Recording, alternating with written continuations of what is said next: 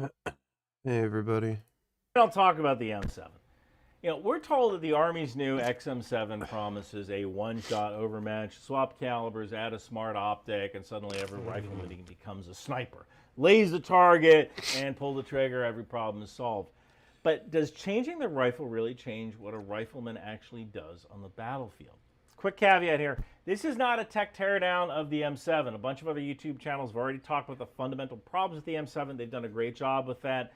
Early fielding problems that everyone's talking about, we're talking about ruptured cases, gouged barrels, magazines just kind of dropping out. They will get fixed or mitigated as testing and soldier feedback continues. That's what happened with the original M16 back during Vietnam, and the service corrected it in subsequent iterations. The A1, almost every weapon has teething problems. We'll figure it out. But what if the problem behind the M7 rifle isn't the rifle? What if it's the failure to define what a rifleman is supposed to be? While researching this video, I was in Texas, and Texas has pretty interesting laws, what you can and can't see on the internet, and that's why I use PIA VPN. I was just in Texas. They block certain parts of the internet, but I'll tell you this, penetrate. Here's the short factual part. The Army chose the Sig Sauer's MCX Spear design, known as the XM7 or M7, and a matched automatic rifle called the XM250 to replace the M4 and the M249 as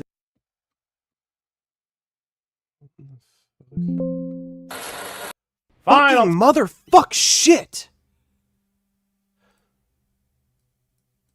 50 to replace the M4 and the M249 as the next generation squad weapon. The whole system runs on the 6.8 by 51 millimeter or 227 Fury family of rounds and a digital fire control optic called the XM157. Why the change? Adversary body armor has gotten better. The logic is simple here. The 5.56 loses effectiveness at extended ranges or against modern body armor. The 6.8 millimeter is designed to restore lethality, better penetration, long range, and barrier defeat. It's turning cover into concealment here. One good shot at 300 to 500 meters should do what multiple 5.56 rounds struggle with, but I'll get to ranges in a second. Mechanically, the M7 rifle is a short-stroke gas piston rifle tuned for higher pressures. It's ambidextrous, it's modular, runs SR25 pattern magazines, and it comes with a suppressor and fire control optic that combines laser range finding with ballistic solutions on the display. In testing, the Army began to field prototypes in 2024. All of that sounds great on paper. The real combat isn't a textbook exercise. The big question I want to press on today is not whether the M7 can kill one guy through a plate carrier. Absolutely it can. But whether the weapon actually changes how small units fight and whether that change is worth the trade-offs. Start with the obvious trade-offs here. Bigger rounds mean bigger magazines, more recoil. That reduces how much ammunition each infantryman can realistically carry. Typical infantry load for an M4 soldier today is 200 plus rounds or so. 7 30-round magazines. That's already a compromise between lethality and mobility, although God knows you carry as much ammunition as you possibly can. The M7 rifle has bigger rounds and bigger magazines, so now soldiers might only be able to carry around 160 rounds per soldier. If each soldier carries larger magazines and fewer rounds, then after a few engagements, that squad is going to be short on sustained fire. That matters. A squad doesn't win necessarily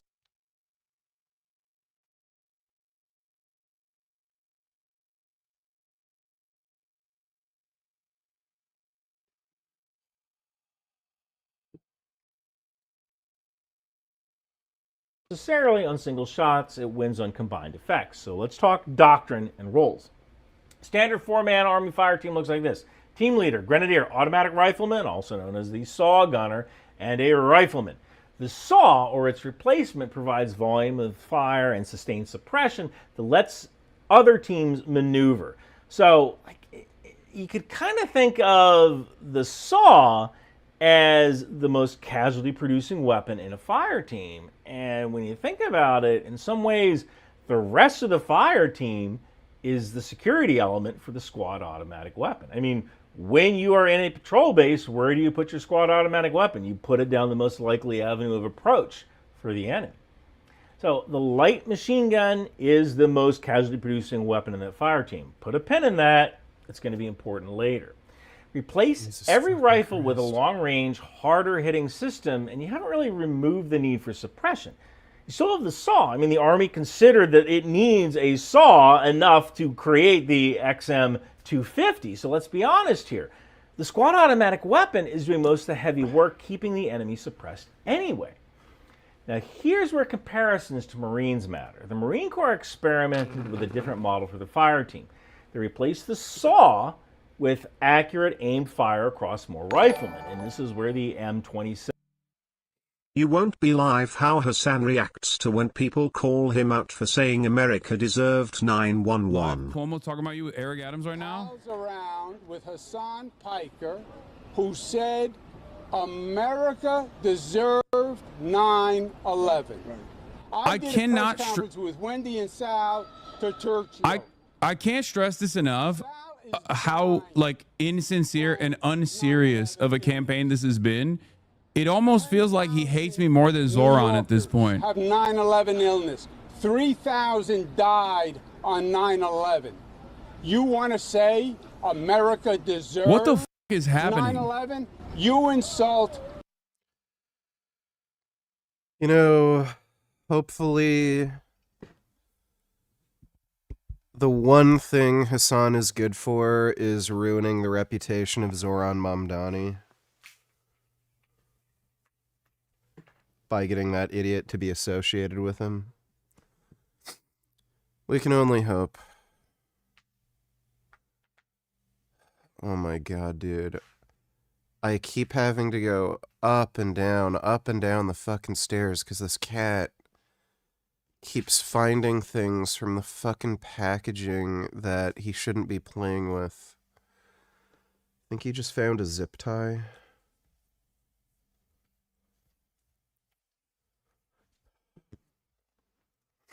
All the families of all the people. You insult all the families of all the victims of 9/11, of all the victims of 9/11 illness. It is an insult to all New Yorkers. I did a press conference weeks ago and asked him. I like that he's trying to mask the very obviously like racialized attacks, calling Zoran a jihadist and shit by being like, no, I was just saying he's gonna do 9/11 because he loves Hassan, who is another Muslim guy who loves 9/11, I think. This was his response to being asked about this. He has nothing to say. Like, no apology, no, like, yeah, that was stupid for me to say. Just like, I said that. Why isn't this guy deported? My god, Hassan Piker is such a worthless piece of trash. Yeah, he is. Thanks for the donation, Dodo. 7 infantry automatic rifle comes in, and the Marines emphasize marksmanship and fire discipline over pure volume of fire. Yes, well-trained Marines firing accurately generate more effective suppression than a single, less accurate belt-fed gun. Trade-off here is training and time. Marines invest heavily in marksmanship and unit cohesion to make that model work. The Army could go that route, but it's about 3 times larger than the Marine Corps. It's a freaking Army. So training every single soldier to Marine Corps standards is expensive, and does a 68 Tango Army veterinary tech specialist really need to shoot like a Marine? That brings us to the XM157 optic. The Army's thinking is this: use electronics to shortcut some of that training. Laze the target, get a firing solution on screen, take one precise shot. The optic can make shooters faster and more effective at long range, but a screen doesn't make someone a fire team leader, doesn't tell them when to hold fire, when to maneuver. It also introduces new single points of failure. Optics break, batteries die, software has bugs. Now, from personal experience, when the Army started fielding the M68 optic, us old guys from the 1990s said the same thing. What are you going to do when you run out of batteries? And you need to be proficient in iron sights, right? Yeah, you need iron sights, but honestly, we were fine. We carried the M68 and the ACOG in Iraq. We were fine. Yeah, we were doing counterinsurgency where we had established supply lines instead of large-scale combat operations, which we might see against China or other adversaries, but we were fine. The fact is that if you're ever in a situation where you can't get batteries for your site due to the supply situation, you're probably not going to be able to get ammo either. So worrying about the XM157 breaking or running out of batteries, it might be a false problem. Now, back to the main issue here. I suppose the one-shot idea works the first time in an engagement. All right, you kill the target, you laze. Now what? The rest of the enemy goes to ground. Drop, seek cover, return fire. Right? So now suppression becomes about defeating cover. We're not just talking about one shot against enemy body armor. Now the enemy is dispersed. Now they're behind cover, which means volume of fire, area suppression. And it might mean bringing in mortars, might mean bringing in, but it doesn't replace it. Again, a sniper.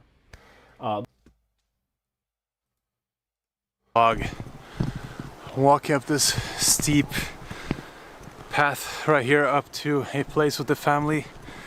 My brother's visiting, and haven't seen him in a little while, so it's good for the kids to see his uncle, see their uncle, for me to talk to my brother, and we're gonna be grilling some bread actually today on the barbecue up here.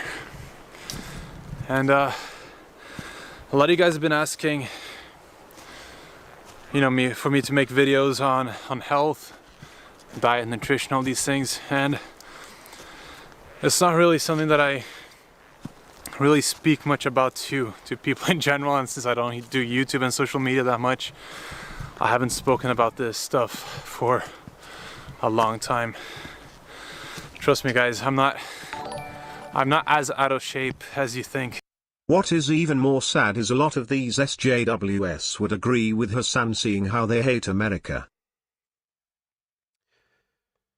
Yeah, that's true. Thanks for the donation, Dodo. This hill is much steeper than it looks. Okay, so here you see in the background the family. You see the dog, the co-star Simba. He's always gonna make a cameo in the vlogs.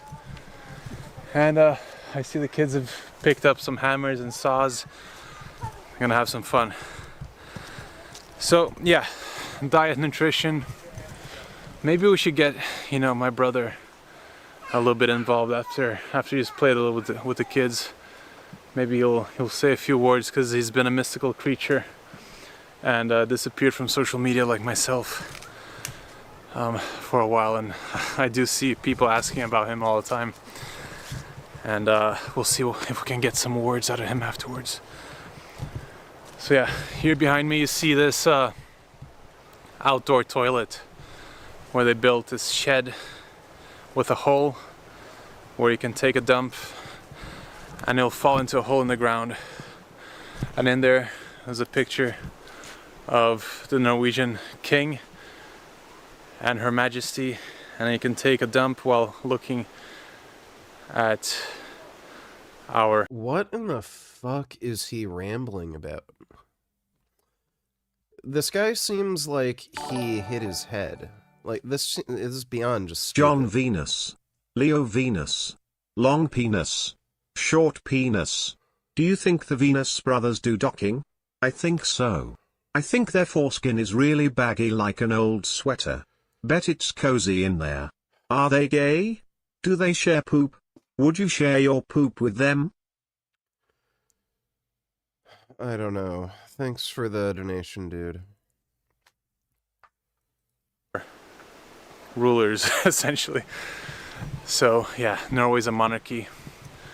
If you didn't know that, now you know. Yeah, nutrition. What am I doing nowadays for nutrition? I am not in the best spot nutrition wise for the last year. I've been eating a lot of processed foods compared to when I didn't eat processed foods. And for you guys who know my vlogs and who've seen my videos before, you know how much I enjoy food and how I enjoy unhealthy stuff, which is, you know, part of the reason why I was very inspired to talk about this topic before, because I know how much of an addiction and a dependency we can create on those foods and these unhealthy things, because they are very addicting and very appealing, and we all, you know, crave and want to eat these foods, but have to exercise willpower and have habits in place that prevent us from doing that. Otherwise we would just be eating crap all day long, every day, the whole year. So I have been doing a bit too much of the wrong foods, that's for sure, especially while working late in the recycling facility, etc. A lot of times I just went for convenience. A lot of times I would just fast and not eat the entire day, and then right before bed I'll just have whatever is in front of me, or just get one of these cinnamon rolls at the shop. Not sometimes, that happened a lot after work, and they are delicious. Wow. And in Norway it's kind of like the national dish, cinnamon rolls. And yeah, it's not been great, but at the same time it's not been horrible either. Like, my not great is not going to be like someone else's not great. Your amazing might be you know, a lot more processed foods than my terrible, so to speak. So it's all, you know, very depending on where you set that limit for yourself and that bar. And so I wouldn't say I've been eating unhealthy, but way more unhealthy foods. And I don't really think about it too much. Yes, I do think about Remember, this is the dumb lying fuck who said he had to quit veganism for health reasons. And then there he goes saying he made his health worse and he's eating like shit. Oh. So this was never about health. my health, but more importantly I think about my children's health, and we always make sure that they have the healthiest foods and the most unprocessed foods possible. And then, you know, as most of us parents do, I think, and it's not good, but we prioritize our children over ourselves in terms of health. And the correct thing would be to have a focus and a priority and an insistence on eating healthy every day for everyone, right? But that's not real life. We as adults, responsible adults, having a job, having all these pressures in life, stresses, responsibilities, we do you know, get emotional quite quickly, and we go for the decisions or the actions that are the easiest and will make us feel as good as possible in the shortest amount of time and give us that dopamine boost, which is obviously not a good thing, but it does happen a lot in everyday life for the vast majority of people, and I'm no exception. He kind of rambles like an old bitch. Like, have you ever talked to an old lady? Username, donate $2. What lab did you order Reddit from? Approximately how much did you spend? Thanks for your expertise. Obviously, can't fucking tell you that on YouTube, so that's a stupid question. I've been paying $200... Yeah, about $200 per 10 milligrams for it. I've seen some other places where they're selling it for half the price, so $200 for 20 milligrams. The site that I'm ordering from, though, it's the... I guess I haven't really shopped around, but it's the only site I've seen, aside from maybe one other exception, where they posted third-party testing with, you know, batch numbers. So I know it's real, and I've used it, and I know it's real. I'm not on it right now, but yeah, I can't tell you where I'm getting it from. That'd violate TOS. But yeah, I've paid about $200 Canadian per 10 milligrams, and I've seen a few other places that selling it for about $200 for 20. Thanks for the donation, Ben Boy. Made me think of you and our time together at camp.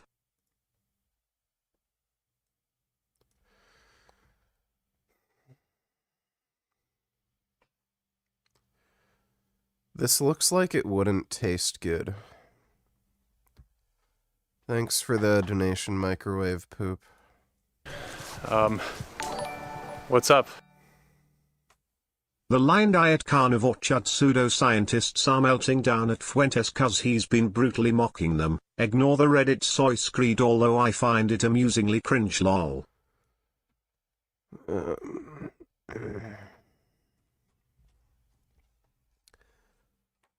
Fuentes told somebody to kill themselves for suggesting the ancestral diet. Help his stomach issues. Mocked the guy asking he was a doctor. Supports gut-brain axis. Oh my god. These people are just so fucking retarded. Animal protein. Oh, I love this. Has the amino acid tryptophan that becomes serotonin. So these dumb fucks don't realize that not only does your gut not produce the same type of serotonin, the serotonin in your gut doesn't reach your brain. These people are just fucking stupid. Yeah, they should fucking off themselves. Thanks for the donation, retard. What happened? I think Catherine just spotted my dog picking up a log with some nails in them, which is kind of dangerous. Okay, so I'm gonna go here, see what they're doing. I'm not used to these one-take vlogs. I feel like they might get boring after a while, but maybe that's just me. Let me know what you guys think. So I'm gonna try not to show the kids on camera here, but Catherine is in the background there with something in her belly, or not the belly anymore. The creature has come out and has been born, and yeah, it's a. Jeez, imagine having this guy's life, where you just made yourself broke and you're stuck with some like chick who's just aging like a fucking rotten avocado. Like, oh my god. The beautiful life with a newborn baby. And the rest of the kids are here playing with their uncle. And Leo, do you think you want to come here and give a few, just show your face just to make sure that people believe me when I say that you're still alive? Oh, I'm alive. He is Still alive. breathing. He is breathing. Breathing nice and fresh air right now, at least. Yes. Yeah, before we burn the whole thing up. Yeah, then it will not be as fresh anymore. And watch out, kids. We're trying to Göm dere, så kommer jeg etterpå snart. Göm dere. That's Norwegian for you guys. So Leo has quit his YouTube career, his social media career, and now he's a full-time One Piece anime watcher. Roro no Asoro. If you guys know any doctors out there who like One Piece other than Leo, then you let me Connect know. me, I need some friends. None of the doctors I work with like me. Yeah, no wonder why. Hey, let's just talk a little bit. You know, the topic of this vlog is, I guess, a tiny bit of a health thing. You don't need to give any secrets of your dark, witchcraft, witch doctor practices, but yeah, how's your health been?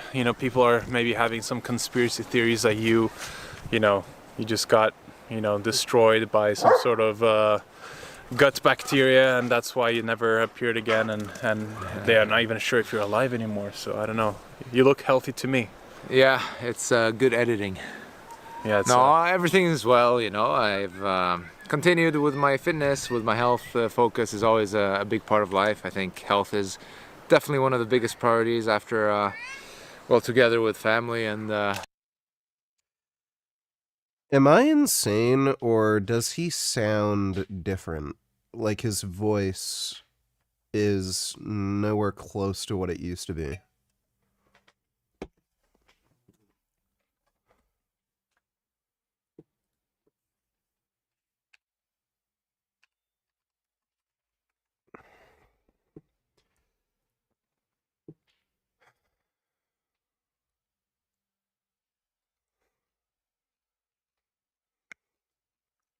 Did he nuke his channel?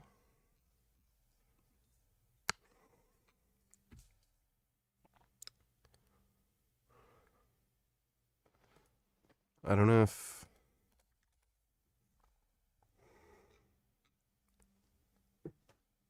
Weird. What do these SJWs have against America so much anyway, VG?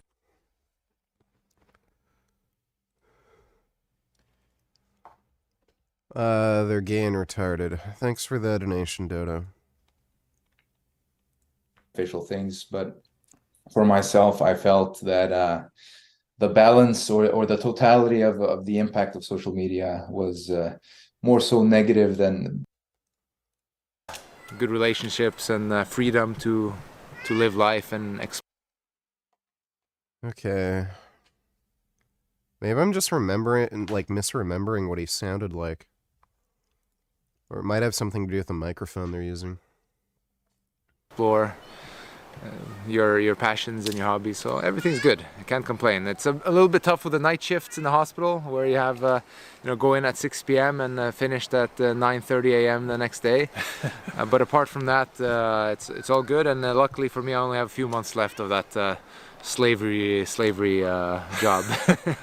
yeah, that's it, guys. So now you've heard from Dr. Leo at last, after however many years it's been. Yeah, it's been quite a few years, I think. Yeah, for sure. Okay, thank you for your little cameo, Leo. Now, you're welcome. Now go away. Can I leave? Yes, please. Nobody wants to see you anyway. Yeah, so that's my, I was gonna say big brother, but he's only bigger in size, not in muscles though, just in height. Yeah, always good and a pleasure to see him, connect with him. And now that we're all, living in Norway, it's extra fun to meet up, and we get to meet up way more often than before, because before we were kind of spread around the world, living in different places. So now it's definitely good to have him and my parents, my sister, and my youngest brother close by. This hair is going crazy. Wow, look at that. Anyways, might have to cut that soon. Yeah, it's amazing to have everyone in one place. Like Leo said, family is one of the most important things. And again, when it comes to health and fitness and just living a good life, your emotional state, your mental state is going to be way more important than nutrition. What you're eating, how much you're exercising, how many reps you're doing, sets. It's all about family and connection and love. Being there for each other, being in each other's presence, really listening and sharing how you're feeling, your thoughts, your theories about life. Not being able to breathe out of your nose is fucking annoying. Oh man. I dislike getting sick very much. Dick. The world, what's going on, and just having a connection is gonna do more for your health than any superfood, any type of diet. Hey, Death of Rabbit, what's up? Hey, Rob Ford. That exists out there. Fob roared. And I remember when I was very focused on this topic on YouTube, a lot of people kept going on about the blue zones and all these things, and everyone was so focused on the nutrition and having all these theories and debates about whether or not these blue zone populations were eating more fish, more meat, more vegetables, no animal foods at all, etc., while ignoring the fact that the commonality between all these places with good health and longevity was the social and emotional bond that people had to each other. And that's the most important thing, because at the end of the day, health is, is pretty simple in its, core. Of course, it's not really that simple, and things can happen unexpectedly, and it can be a nightmare and a very, very difficult challenge to figure out what's happening. But in general, in terms of solutions, it's pretty simple. It's Yeah, Clarence got sick and then I got sick. You can't go wrong, and you can never make a situation or your health worse by having a good spiritual practice and a close relationship and a good human bond and connection to other people, your family, your closest friends. Gay. I love just living with my cat. It's nice and simple. My dad once said very wisely, America is the worst country but is still the best country when compared to all the other countries. Pretty much, Yeah, pretty much. Thanks for the donation, Dodo.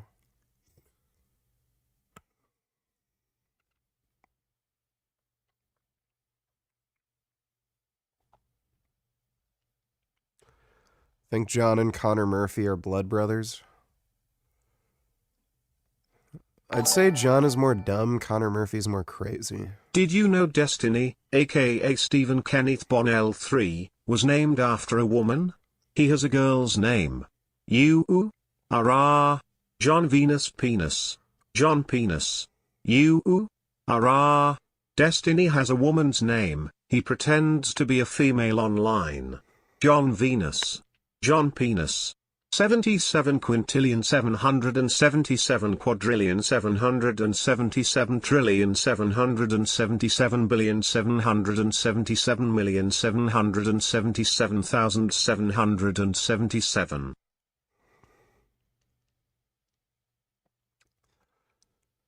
Yeah. Thanks for the donation, Ben Boy.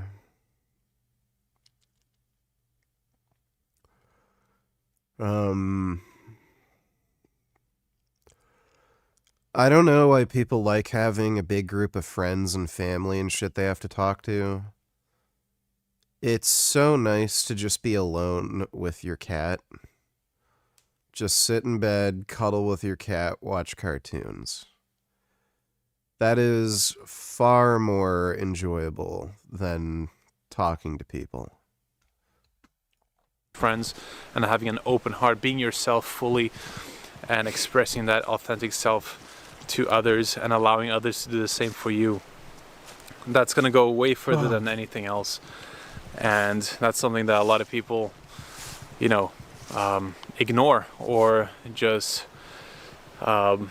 feel like it can't be that simple, right?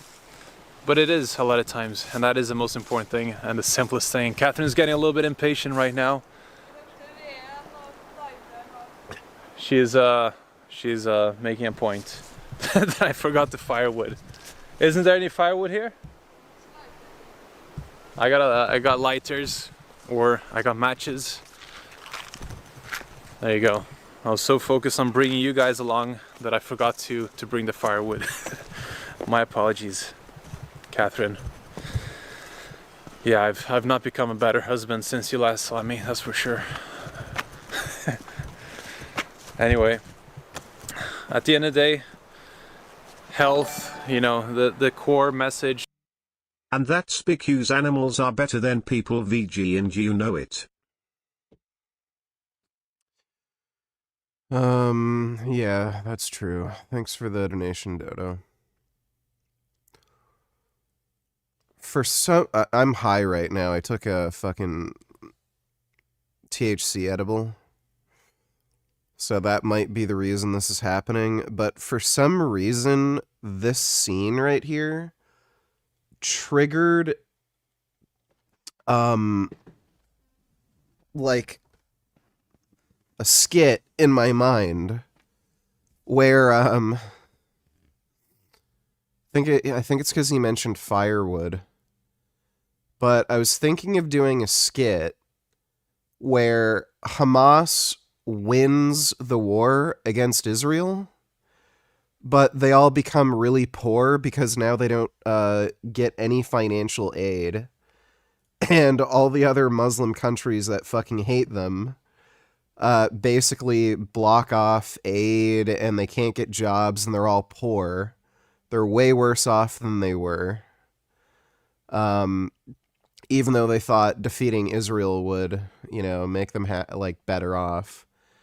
And then, you zoom into a Muslim family, and they're freezing over the wintertime, and they're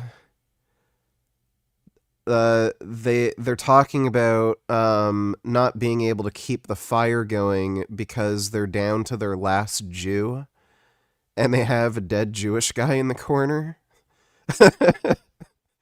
And they'd stack dead Jews on top of each other to keep the fire going. I don't know if that's too extreme for YouTube or if that would be taken the wrong way. But I thought that would kind of be funny.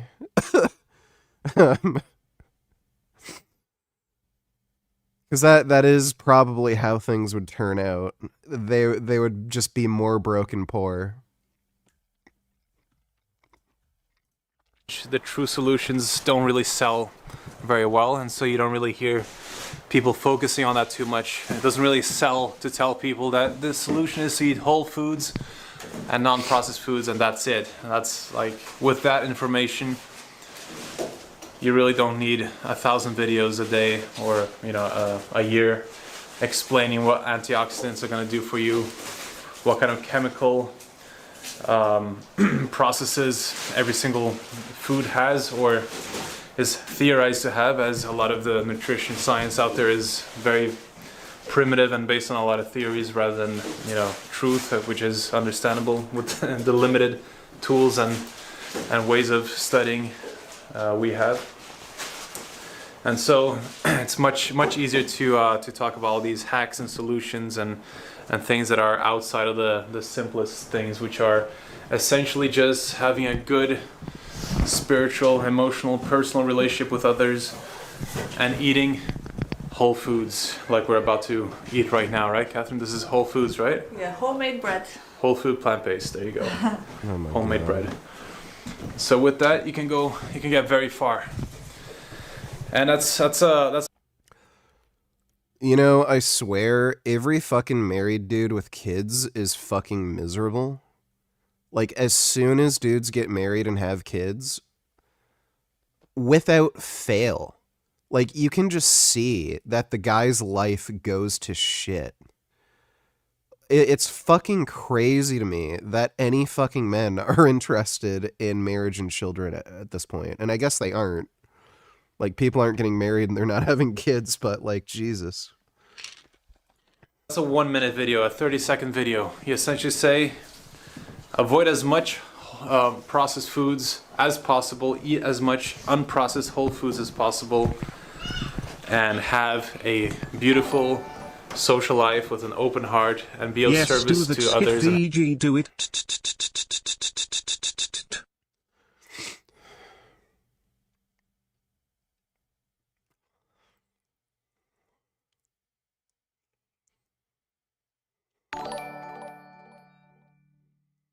Skip to 7:25.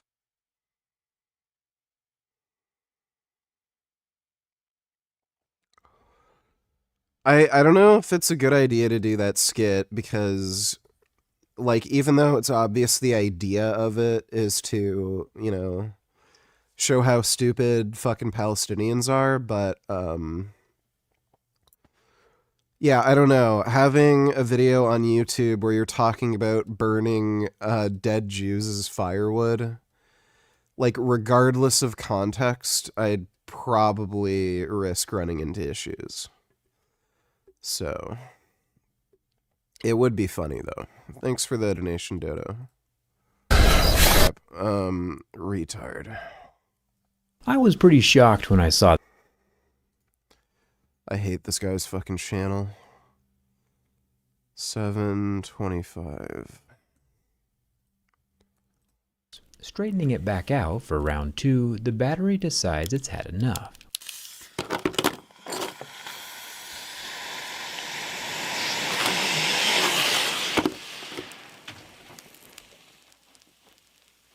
Huh. I'm surprised it caught fire that easily. Surprisingly, in the decade that I've been durability testing phones, I have never had a smartphone explode before. Yeah, that's really weird. I wonder how reliable the batteries are in that thing. It could have just been a fluke, but I mean, there are realistic situations where you could damage a phone like this, and that could be a fire hazard. The Pixel 10 Pro Fold is the first phone to go up in smoke. Thumbs up for thermal runaway, I guess. 10 years. Test. Yeah. Not much of a phone guy. Thanks for the donation, retard.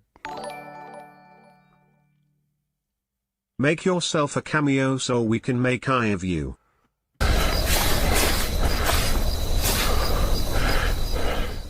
Hello? Pay child support. Bro, you told me to click on that fake ass bullshit.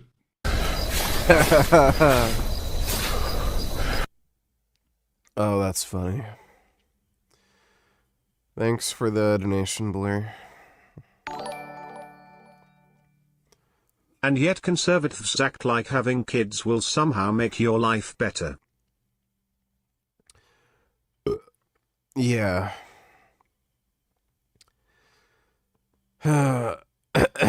Pretty ridiculous. Thanks for the donation, Dodo. Friends equals obligations and subjective feelings that have to catered to. Except when you connect with a like-minded individual with no expectations, then it's good vibes. All the married people at work just complain about their spouses. Yeah. They're dumb. Thanks for the donation, Yoshi. Help each other, and that's it. That took me 30 seconds, and that's the only message needed for health recommendations and health advice, which is why I'm not passionate about this topic, because that is the main core message. I don't need to go into all the details because they are very unimportant compared to the general message of eating as much of the good stuff, as little of the bad stuff as possible, and taking care of your mental, emotional, and spiritual life. So yeah. Gay. Catherine's lighting up the fireplace. Kids are still running around. I think I'm gonna end this vlog right now. I hope you have been enjoying this, and well, John Venus is still quite dumb. Yellow peppers. And speaking of stupid, the most powerful training secrets of old-time strongmen. I'm sure this will probably be fucking stupid. Squarespace, the website building platform that makes it extremely... This is certainly the case in the world of... That guy was not strong. He's a fraud. Fitness, where we've forgotten just as much powerful information as we've learned. And old-time strongman training is a perfect example of this. Old-time strongmen could perform incredible feats that many of us struggle to even fathom today, exploring frontiers of the human body that we still don't fully understand. In this video, I'm going to break down some of the most interesting and fascinating concepts from old-time strongman training that we can apply to our modern training today. I think what primarily appeals to me about old-time strongmen, most of all, is that they weren't just building surface-level strength. Read their books and listen to them talk, and they seem far more interested in developing full body mastery and control. They wanted to be strong everywhere, inside and out. And we see this with some of the more unusual areas they would focus on in their training. Neck training, for example, was common, with moves like the wrestler's bridge, supporting their weight on their neck in a bridge position. This one's somewhat chances are strongmen train their neck. I know there for sure are a bunch that do. So I don't know. What day is Isaac getting there? Oh my god. Also, of course, you would run into issues that SpeakU's YouTube are a bunch of spineless cowards who take you down for copyright bullshit and for rightfully attacking a terrorist organization but are totally cool with pedos and animal abusers on the platform. Yeah, it's pretty gay. Thanks for the donation, Dodo.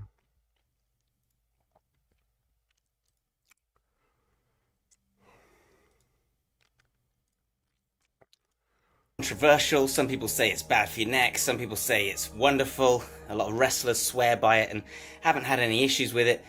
It's obviously more of an advanced exercise. Dude, I love how this guy said steroids age you. I mean, his face already has the consistency of like a fucking, walnut. And I wouldn't say it's necessary for most people. There are certainly other options. And another common drill was to get a partner to push against your head whilst you braced against it. The neck bridge is a little controversial these days, but the... What kind of syringes and needles do you need for grapeseed cypionate?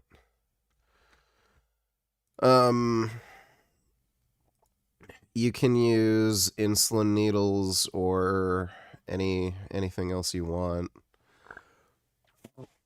So some people prefer doing daily injections with insulin needles, and grapeseed oil is pretty thin, so drawing an insulin syringe with grapeseed oil wouldn't be, that much of a pain in the ass. The oil would run fairly well. I don't like using insulin needles for steroid injections because I feel like I get more post-injection pain.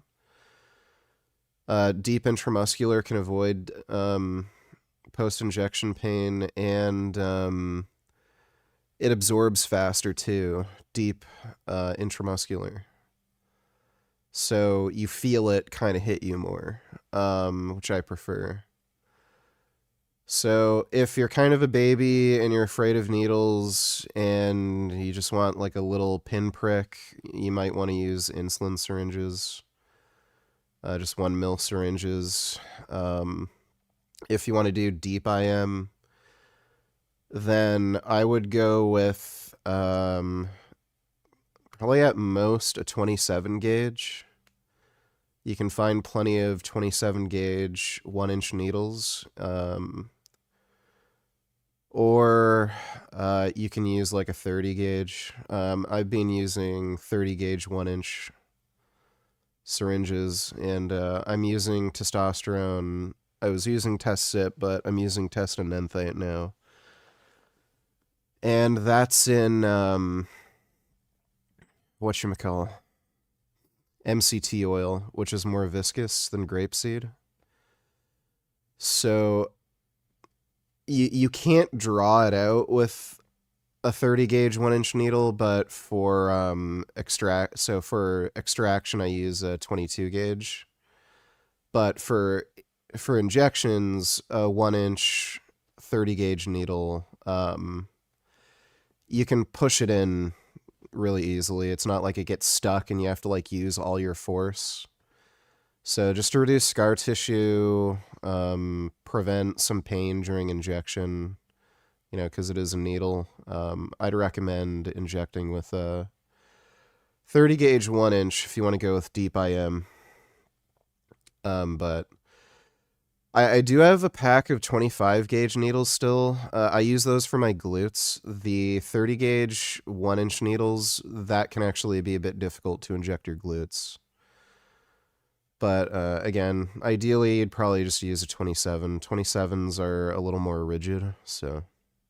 But I've been using the 25 gauge needles to inject my glutes. That's the one thing they're kind of better at than the 30. But yeah, if you're just injecting into your shoulder, just 30 gauge 1-inch. So I hope that helps. The idea of neck training has actually gained a lot of popularity lately. The old-time strongmen saw this as a bridge between the mind and the body and a sign of virility and power. Finger training was also common. Feats included driving the fingers through objects, like you might see from Shaolin Kung Fu, and performing movements like one-finger pull-ups and push-ups. Ribcage training and breath control was also really popular, and this stuff is fascinating. Many strongmen believed that they could develop a more powerful looking frame by expanding their ribcage, but they also believed they could develop greater self-control, energy, and thoracic mobility through the same methods. Why does he have like a really shitty video of himself doing this? And whilst this might seem a little bit obscure today, it's actually linked with costal breathing, or breathing from the... You can inject sub-Q, but I wouldn't recommend injecting steroids sub-Q.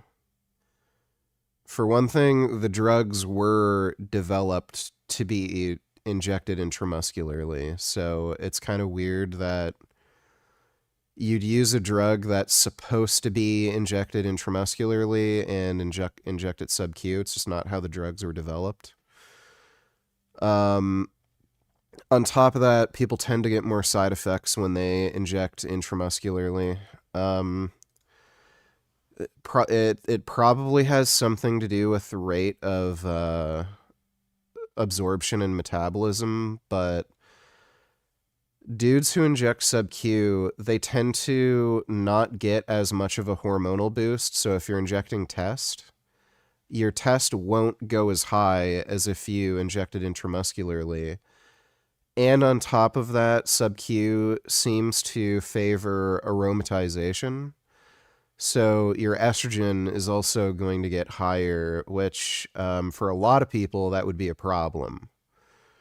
So you're getting less of the benefit that you want from the drug and more of the downsides. So you're going to have higher risk of gynecomastia, higher risk of like acne, high blood pressure due to the increased estrogen. You're not going to get the same amount of anabolism potentially. You're not going to get the same like mood enhancing benefits. So intramuscular just makes a lot more sense. There's like the only situation where it might make sense to inject sub-Q is if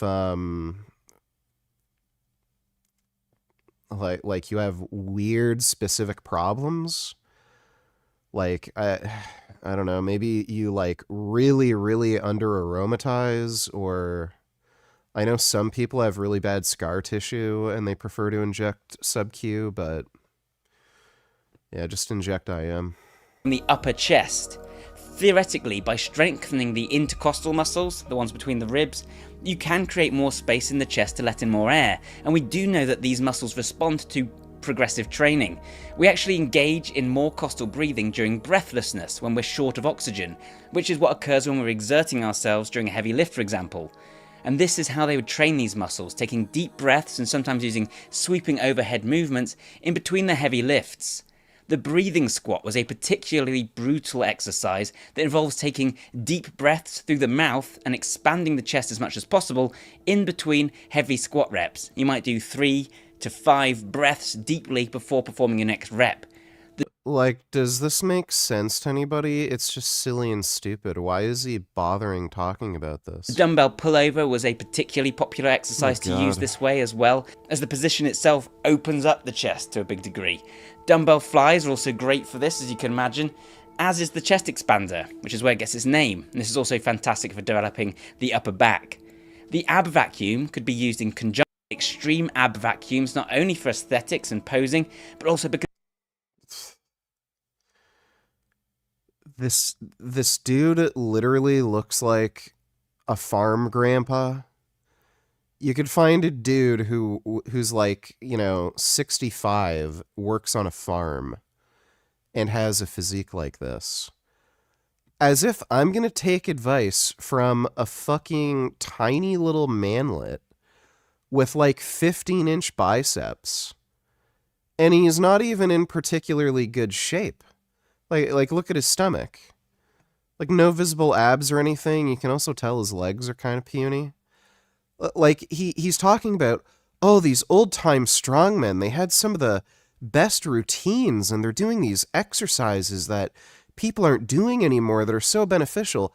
And then he shows the guy with, like, even for that time period, like, not even a mid physique. Like, as if you would have had Steve Reeves around this time. Like, how fucking stupid is that? It's like one of those fucking science nerds on fucking TikTok. I just found the best exercise for my back. And they have no back, like they're built like a 12-year-old boy. Because he believed it could strengthen the core and the transverse abdomini and massage the organs to improve digestion. Again, we see similarities here with Shaolin Kung Fu and Qigong. And while the usefulness of this internal organ massaging is debatable, we do know that this can mechanically stimulate organs like the liver and intestines, and we'll see another interesting use for this in a moment. Such feats would also allow old-time strongmen to increase intra-abdominal pressure, thereby stabilising themselves during difficult lifts. It would allow for more oxygen turnover during strenuous exertion, and it would allow more awareness of the inner workings of the body. This guy's fucking stupid. Everything he just said is horseshit. Where's he getting this from? It's just, he's making shit up that just makes no sense. In other words, they were going beyond just the surface level, just the mirror muscles, way before functional training, and they were training deep internal aspects of their physicality. Grip and forearm training were also particularly of focus for old-time strongmen. One of the favourite stunts of old-time strongmen was to lift an incredibly heavy barbell. Again, if we're gonna if we're going to emulate success, like, oh, let's listen to the guys who, like, are really strong and...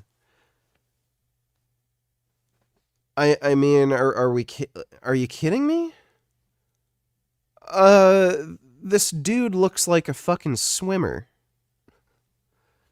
You've got Hafthor Bjornsson, who's what, 6'7" or 8 inches tall? Over 400 pounds? He just deadlifted 505 kilograms, so over 1,200 pounds. And we're going to take training advice from this fucking guy, who, if you go to any public gym, you will find like 80 people who are bigger and stronger than this dude. And then invite a member of the audience up on stage to try and attempt the same thing. This, of course, was a rather risky gambit. If the audience member managed to lift the same weight, it would immediately undermine their entire act. So how could they be sure that they weren't going to get shown up? Well, the answer is simple. With a really strong grip, often these barbells and dumbbells featured much thicker bars, which meant that the typical person would be unable to lift it, even if they had the strength. Why does he have the most gay, annoying, retarded music playing in the background of this video? Like, by the way, we're talking about strongmen and, like, training. Like, let's not listen to fucking Doom or put some, like, more intense metal in the background. Let's have...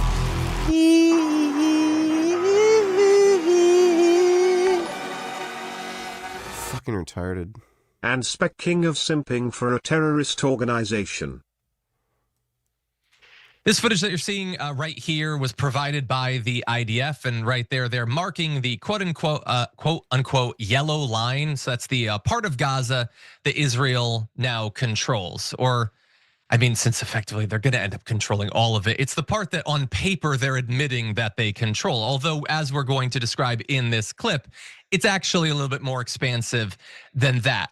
By the way, the portion that they're formally saying is now theirs is over half of the territory. So be clear about that. after the genocide, after all of that, at least for now, man, woman, and child should be shot if they even approach it. Not if they attack, not if they're belligerent, just TYT is just so fucking retarded, dude. Like, anybody with even like 6th grade like reasoning skills, maybe even like 2nd grade, like, can just look at the situation and just understand why Israel is doing this shit. But like, everything they do is just so dishonest, so stupid, just so childish. War is bad, killing not good. Like, I can't fucking... Why does anybody listen to them? Thanks for the donation, Dodo. Because they couldn't get strong enough of a grip on it, and very few people would train their grip. There was even an impossible dumbbell, which was apparently really hard to lift for that very reason. Allow me to present the famous inch challenge dumbbell. By the way, this is a common standard event in modern strongman. So why is he acting like a 1-inch dumbbell is something that is like an old-time secret, but this is a standard event in modern strongman. Like, on top of that, even bodybuilders use things like fat grips. The fat grips are basically a 1-inch, it turns any dumbbell into like a 1-inch dumbbell. So like this is something that a lot of people are fucking doing. And then he's acting, this is a secret of an old-time strongman. By the way, look at the fucking guy he shows a video of acting as if, oh, these people had really great secrets for like strength and conditioning training. A guy who looks like your average fucking grandpa. Just fat, out of shape. And again, we can look at modern fucking strongman. Like, I don't know. If you wanted to, like, be as strong as possible, would you rather take training advice from this guy? Or take training advice from this guy? Like, again, the idea is to emulate success, right? So am I going to listen to this guy and kind of copy more of his training? Or copy this guy's training? Doesn't seem to be working out as well for him. Bioneer is so stupid. Like, I really can't stand this guy. He's just so dumb. Agreed, VG. As I always say, all we're saying is give war a chance. Yeah, exactly. See if you like it. Thanks for the donation, Dodo. Are you eating fruit or anything sweet lately? Well, I eat fruit every day. I got lucky. I went to the grocery store today, and they had raspberries on sale for 50% off. So I ended up getting 2, 4, 6, 8, 10 cartons of raspberries for only like, $20 or something.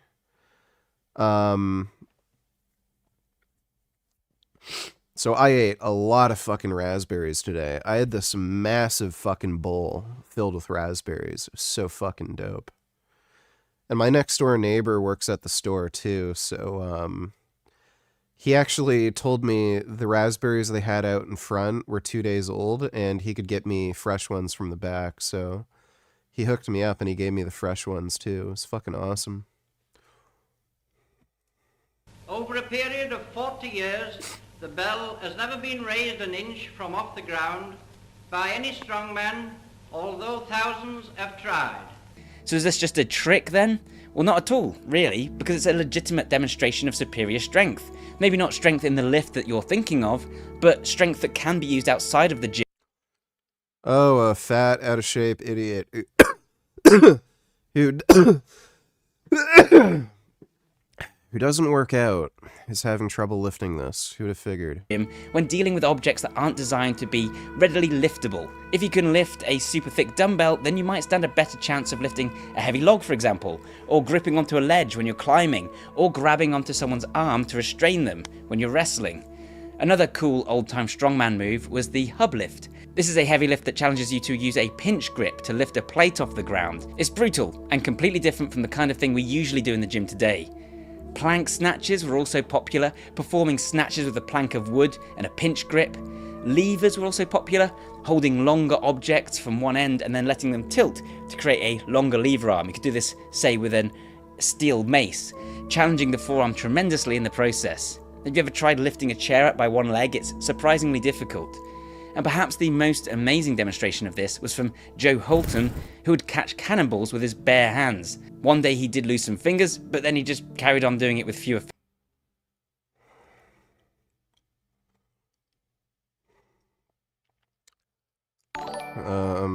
Right.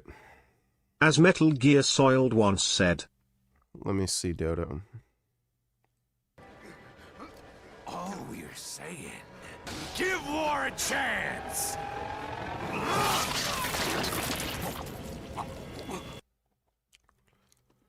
Yeah, just give it a chance. Thanks for the donation, Dodo. Fingers. These guys were something else. If you want to try something similar, then you can wrap a cloth around a dumbbell to make it thicker, or use something like fat grips. Exercises like the rope climb or even doing pull-ups from a tree branch actually have that grip training built in.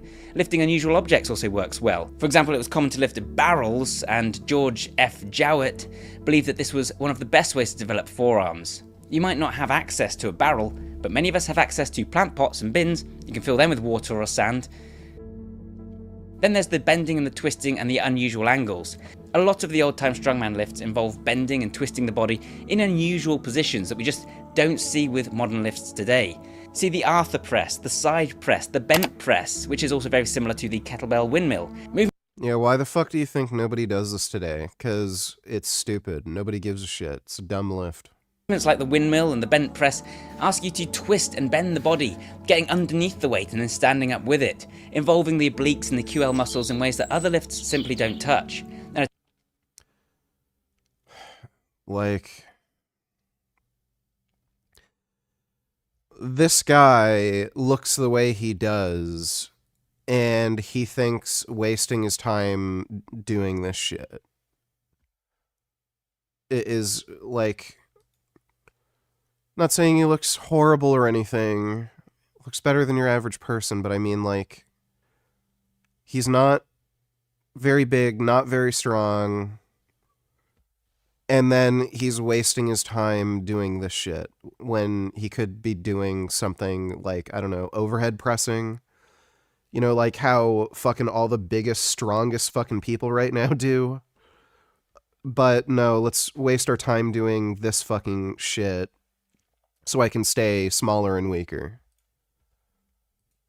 So dumb. And actually still holds the world record. We actually train this stuff these days. Because this is important, once again, for actual functional strength. A lot of the movements... Yeah, right. You're a fucking, like, lightweight, fucking scrawny dude. And then you're gonna, again, lift these little baby weights doing this stupid shit when you could be trying to get, you know, your overhead press to over 200 pounds. It's just fucking retarded. we need in real life involve twisting or bending, whether it's squatting down to get something off the floor while carrying your child, throwing a ball, heaving a piece of heavy furniture across the ground, ensuring that you're strong from every angle, and also developing the kind of thick and powerful looking core that some people still find quite cool, myself included. To be clear, I'm not an expert on any of these weird lifts, the bent press, the side press. Oh, weird, so you don't even do them because you know they're a waste of time. You know, this guy looks like he could be a Halloween... Yeah, he literally looks like a Halloween mask.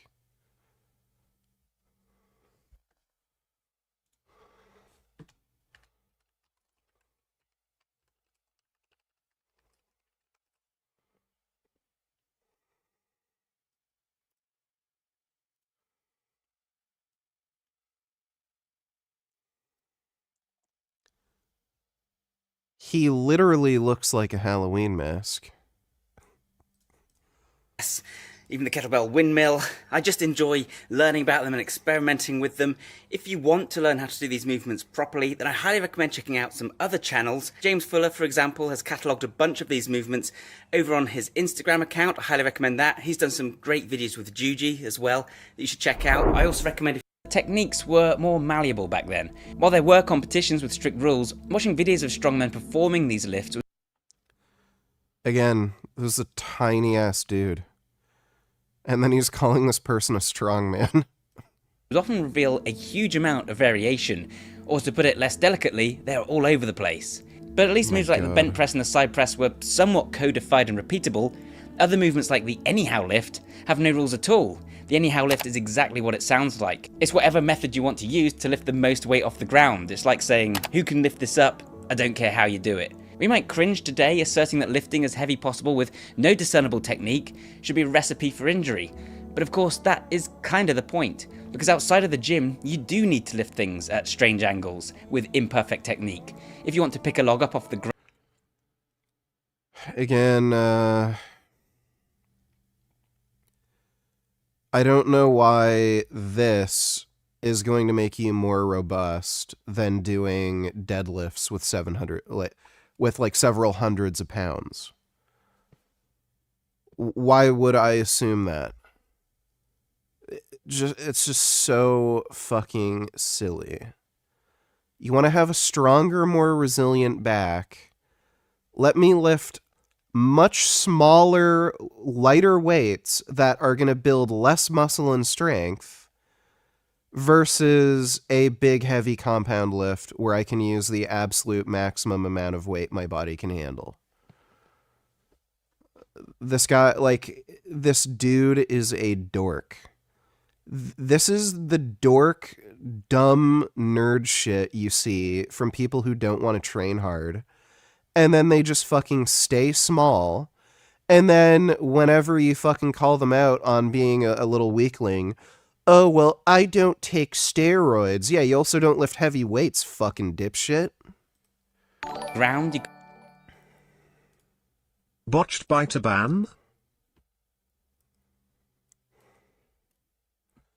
Selena Gomez in her new music video. Oh my god. Dude, women are fucking stupid.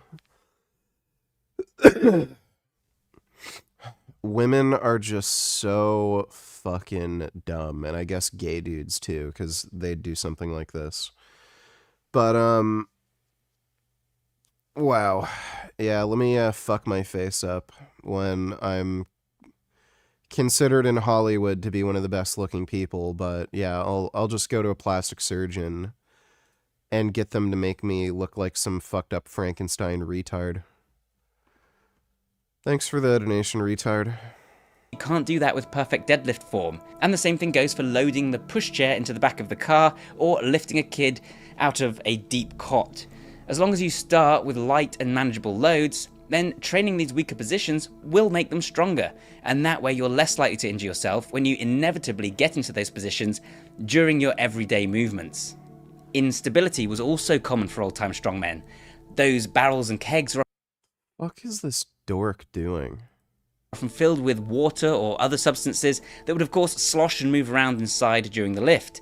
And of course the globe barbells, the barbells with the big circles on the end, would be filled with shot, making them similarly unpredictable during movement.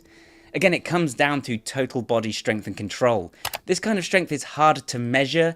You can't compete in the same way because every lift is different, and that's why we don't see it that much anymore. But it's also far more complete, more comprehensive, leaving no stone unturned and no weak links in that kinetic chain. To do all this, old-time strongmen would need to brace and focus a lot during their lifts.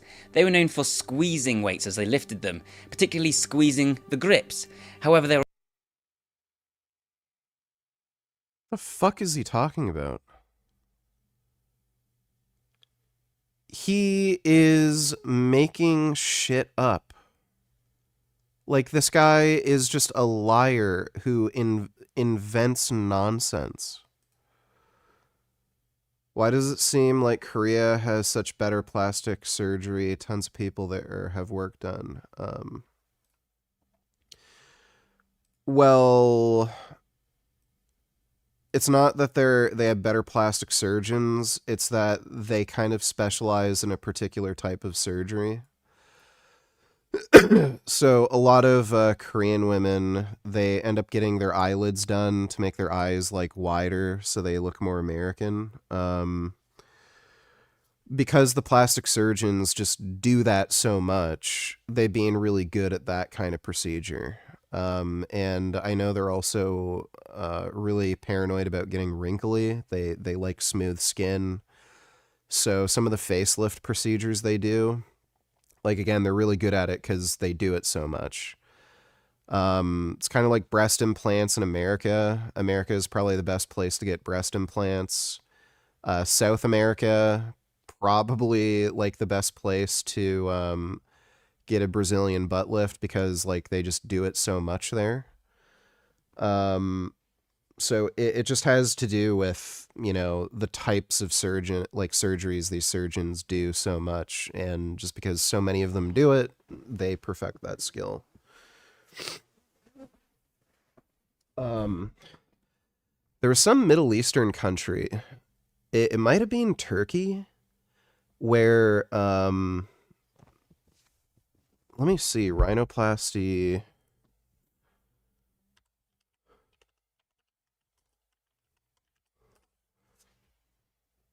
Iran. Yeah. Iranian rhinoplastic surgeons are some of the best because they do it so much. So, you know, it's just a cultural thing, basically. That's a shame, by the way. I fucking love big Iranian noses. They're also known to focus on squeezing the target muscles, contracting the biceps during a bicep curl, for example. You've probably seen the Zotman curls, was actually developed by strongman George Zotman, and to do it correctly, you should be squeezing consciously the bicep as hard as you can at the top of the curl before pronating the hands. Eugene Sandow even invented a special type of dumbbell called the New Grip dumbbell, which he unveiled in 1899. This featured a steel spring that could be squeezed together during lifts like curls and presses. And this would not only train the grip, as a kind of nice aside, but it would also develop a more comprehensive strength, closing those energy links. I just got a big ass cyst removed yesterday from my head, got a 2.5-inch wound healing. That sucks. I had a massive golf ball like cyst in my lower back, or no, not lower back, upper back once, and I couldn't reach it on my own. That actually hurt. I had to get somebody to burst it open, basically. But I had a staph infection on my forehead at one point. I don't even know how I got that. That was annoying. Especially when something happens on your face. It's particularly annoying. And strengthening the surrounding muscles through irradiation. He also believed it was possible to build surprising strength and size with very light weight, as long as you were maximally contracting the muscles during the movements. And going further, we would see total... That's cool. We know that's not true, so why the fuck would we listen to some scrawny-ass fucking dipshit who didn't make any gains when we have modern strongmen that are bigger and stronger? It's fucking idiotic. Body tension is a key component in the teachings of many old-time strongmen. Eugene Sandow talked about complete tension and said that the entire body should assist in any given lift. He said that there should be no loose or idle muscle. Is there a reason your face looks fat and you have a double chin and you look mentally retarded right now? Is that because you've never deflowered a virgin girl? Meanwhile you know who has done so for dozens of girls, lol, jealous much cuck retard nigga. I think you're like insane. Thanks for the donation, 21st. This is no small thing. Contracting the entire body during movements makes you hard as steel, so that there are no weak links in that kinetic chain that could make you vulnerable. It also helps you to remain present and focused on the movements, rather than letting the mind wander and not really putting in the proper effort or control. This was something that Eugene would demonstrate during his muscle display and pose holds. He would maintain extreme contractions through the body with an ab vacuum and believe that it not only looked good, but that it would develop greater muscle control. Isometric training was often used to support this kind of training too, with static poses being commonly employed by George Hackenschmidt and others. They also used overcoming isometrics in the form of bending steel. Essentially that means pushing against that immovable object using as much fibre as possible until eventually it bent.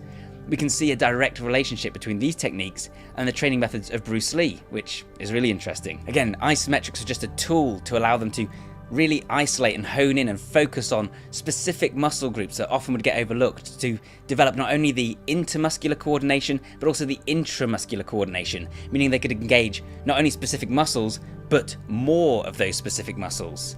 A greater percentage. This is not how your body works.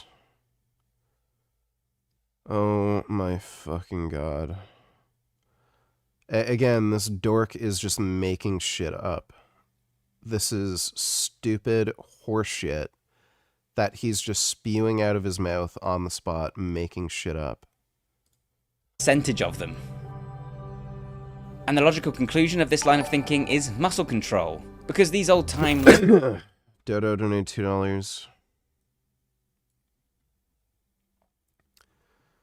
Muslim woman, hate-filled racist rant. Dirty Jew. Ah, Yahoo, طلع Yahoo. Dirty Jew. Yeah, fuck you, bitch. I'm gonna slap you when you get off the bus, so I wanna see how tough you are. Anyway. Faggot. Hurting me isn't gonna hurt me, you little faggot. You're a faggot. You're a Twitch faggot. Dumb bitch. Bitch. They think because I'm talking freedom of speech, you fucking Israel. Fuck you, dumb. Freedom of speech means assaulting somebody. That's interesting. They think by I wish I could use that excuse on people like that. saying fuck you, I'm gonna get arrested. I'm not gonna get arrested. You dumb fucking dumb bitch. Yeah, when is the next bus? Well, we gotta come. I hope she gets arrested. 3 Palestine, bitch.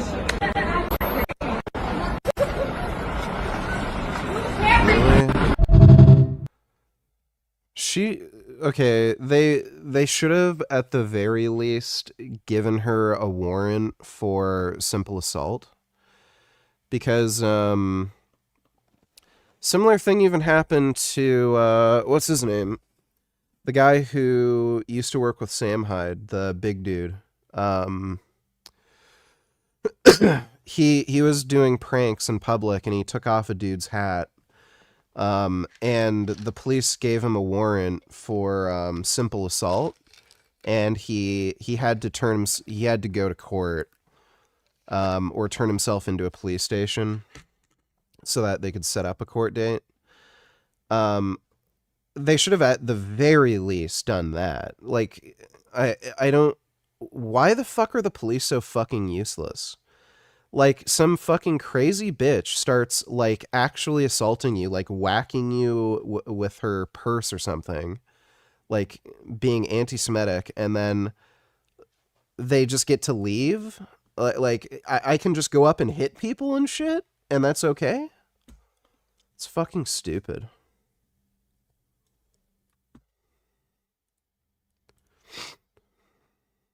Slow down!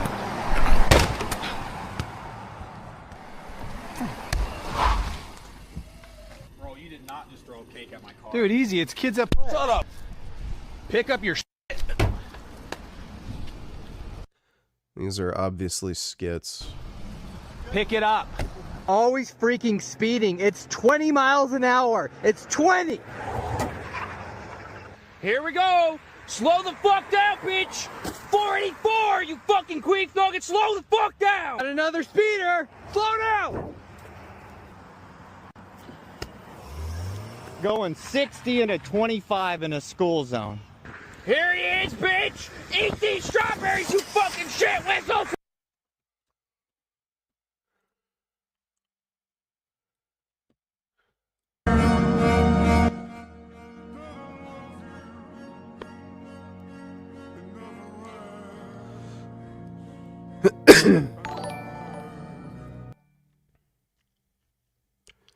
Dodo donating $2 code pink fully supports Zoran Mamdani. What does that tell you? Also, she looked like Greta, but not retarded. Okay, I'll watch that in a minute. Thanks for the donation.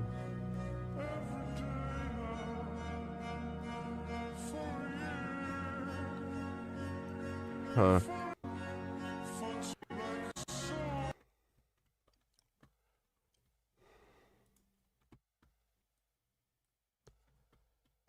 I don't know you.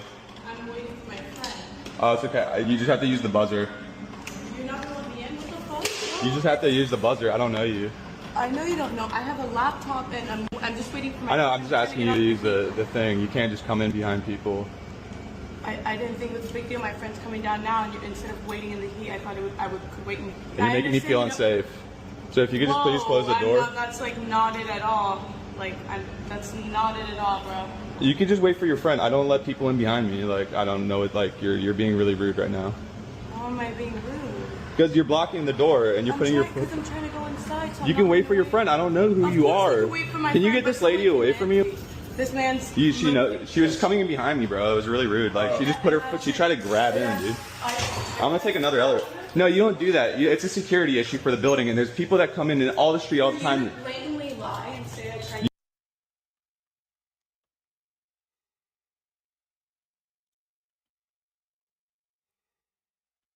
Of New York City.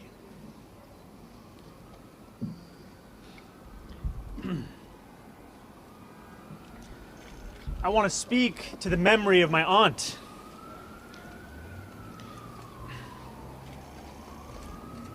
Who stopped taking the subway after September 11th because she did not feel safe in her hijab.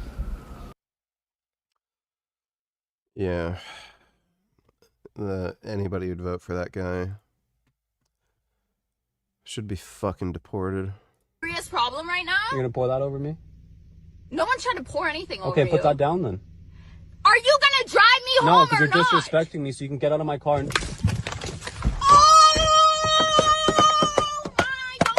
You're so soaking wet and disgusting, like a fucking rat. That's what you deserve. Look at you, you're such a Okay.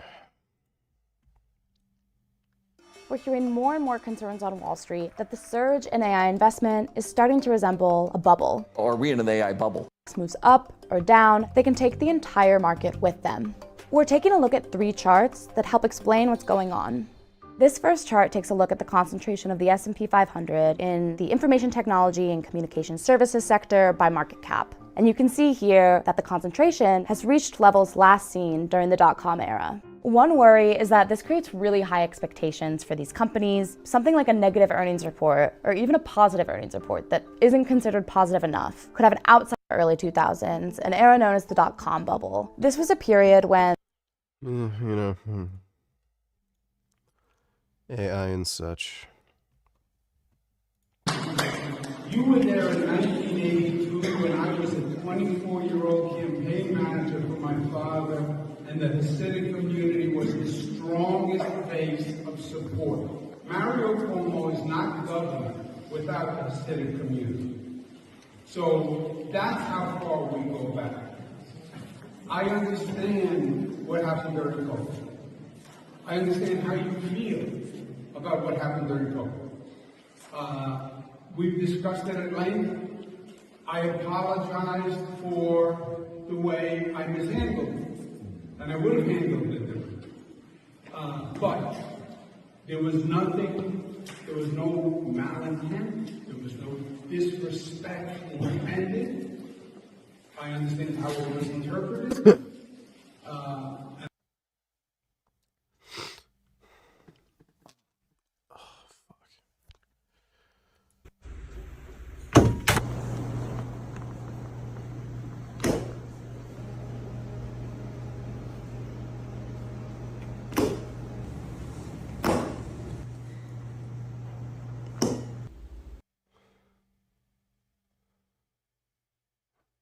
Yeah, this is why you don't go to a chiropractor. Jesus fucking Christ. A bunch of silly shit.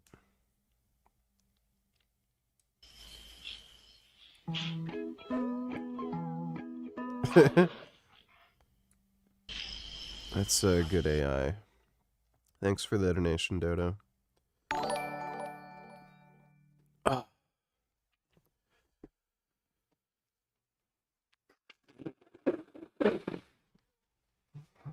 Ugh, fuck. Sir William P. on me, Meyer, donators got a bunch of blood work done today and some additional a week ago. Everything is in optimal ranges after being vegan 9 years, so take that, anti-vegans. Double.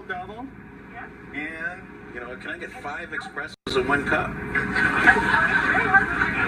I get an extra large double? Yes, I got that. And 5 espressos in 1 cup.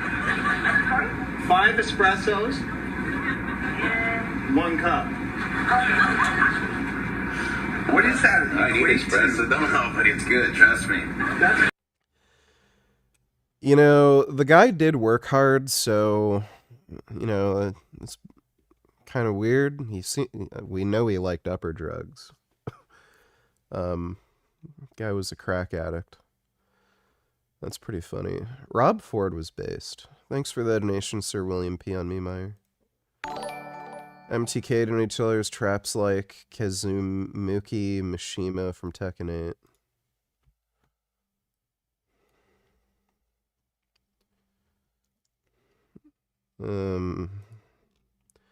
I don't think this guy literally did this. I think he was like... I'm pretty sure he just has a weird... imbalanced body.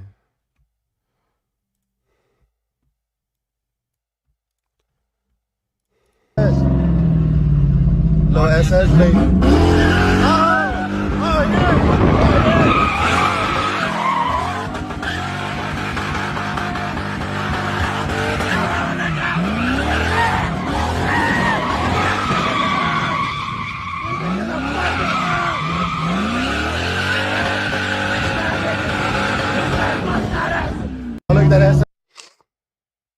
That's real. That mom is fucking badass.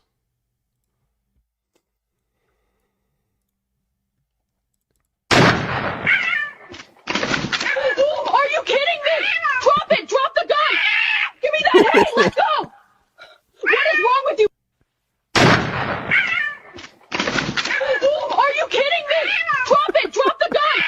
Give me that! Hey, let go!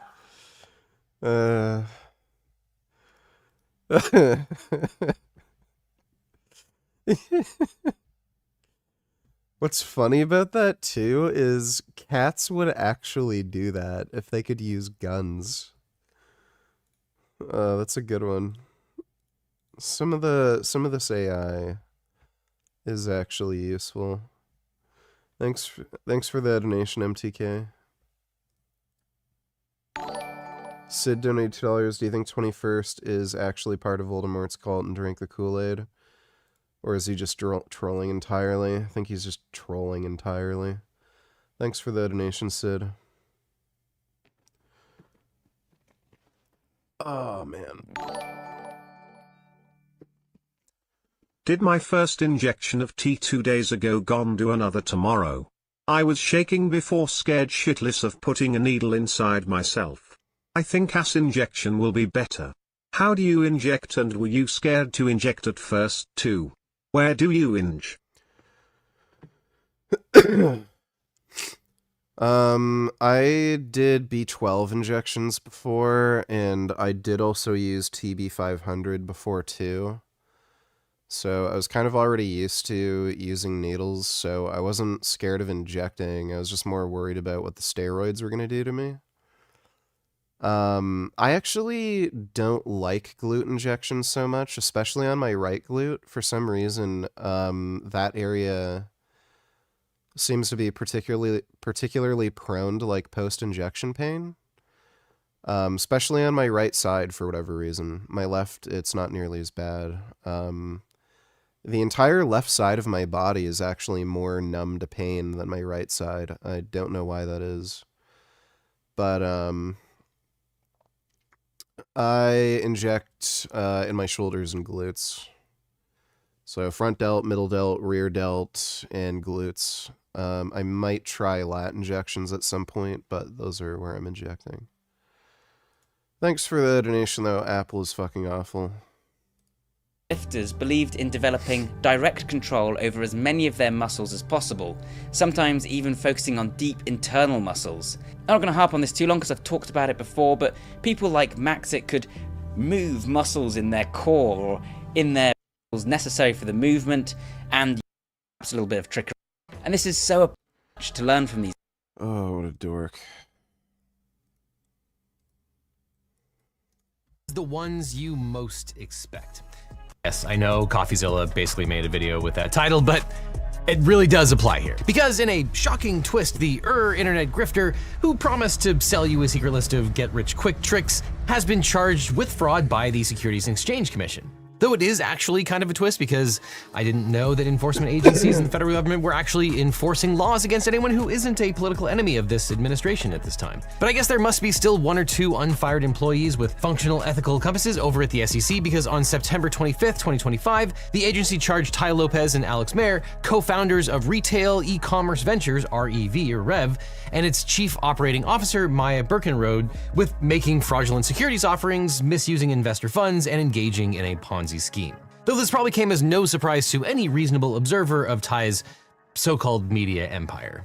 Though like a lot of online grifters, Ty Lopez's origin story is a little fuzzy.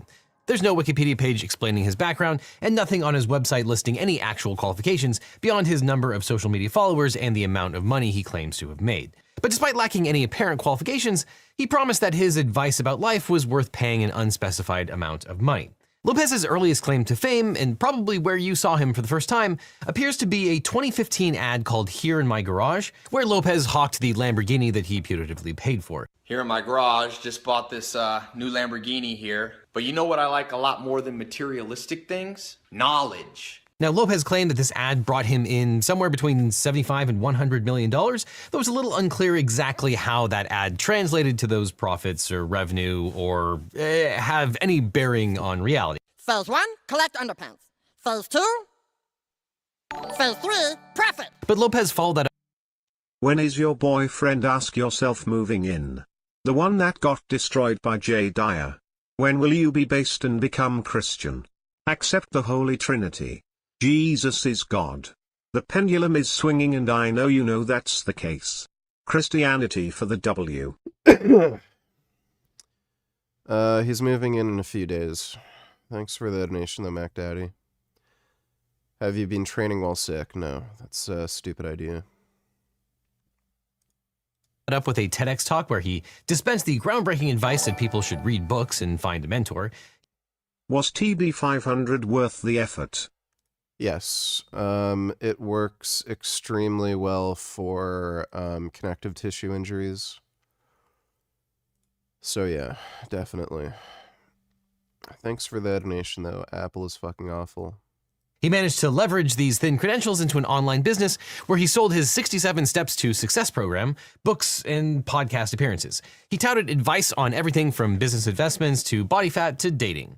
Now, we'd like to show you some of his YouTube videos, but everything on his channel has mysteriously disappeared. Can you smell that? That smells like spoliation of evidence. But I guess we'll just have to settle for Instagram. If you want to make 10x your money, or even 100x your money, find something in the world everybody needs, nobody can stop, and few people understand.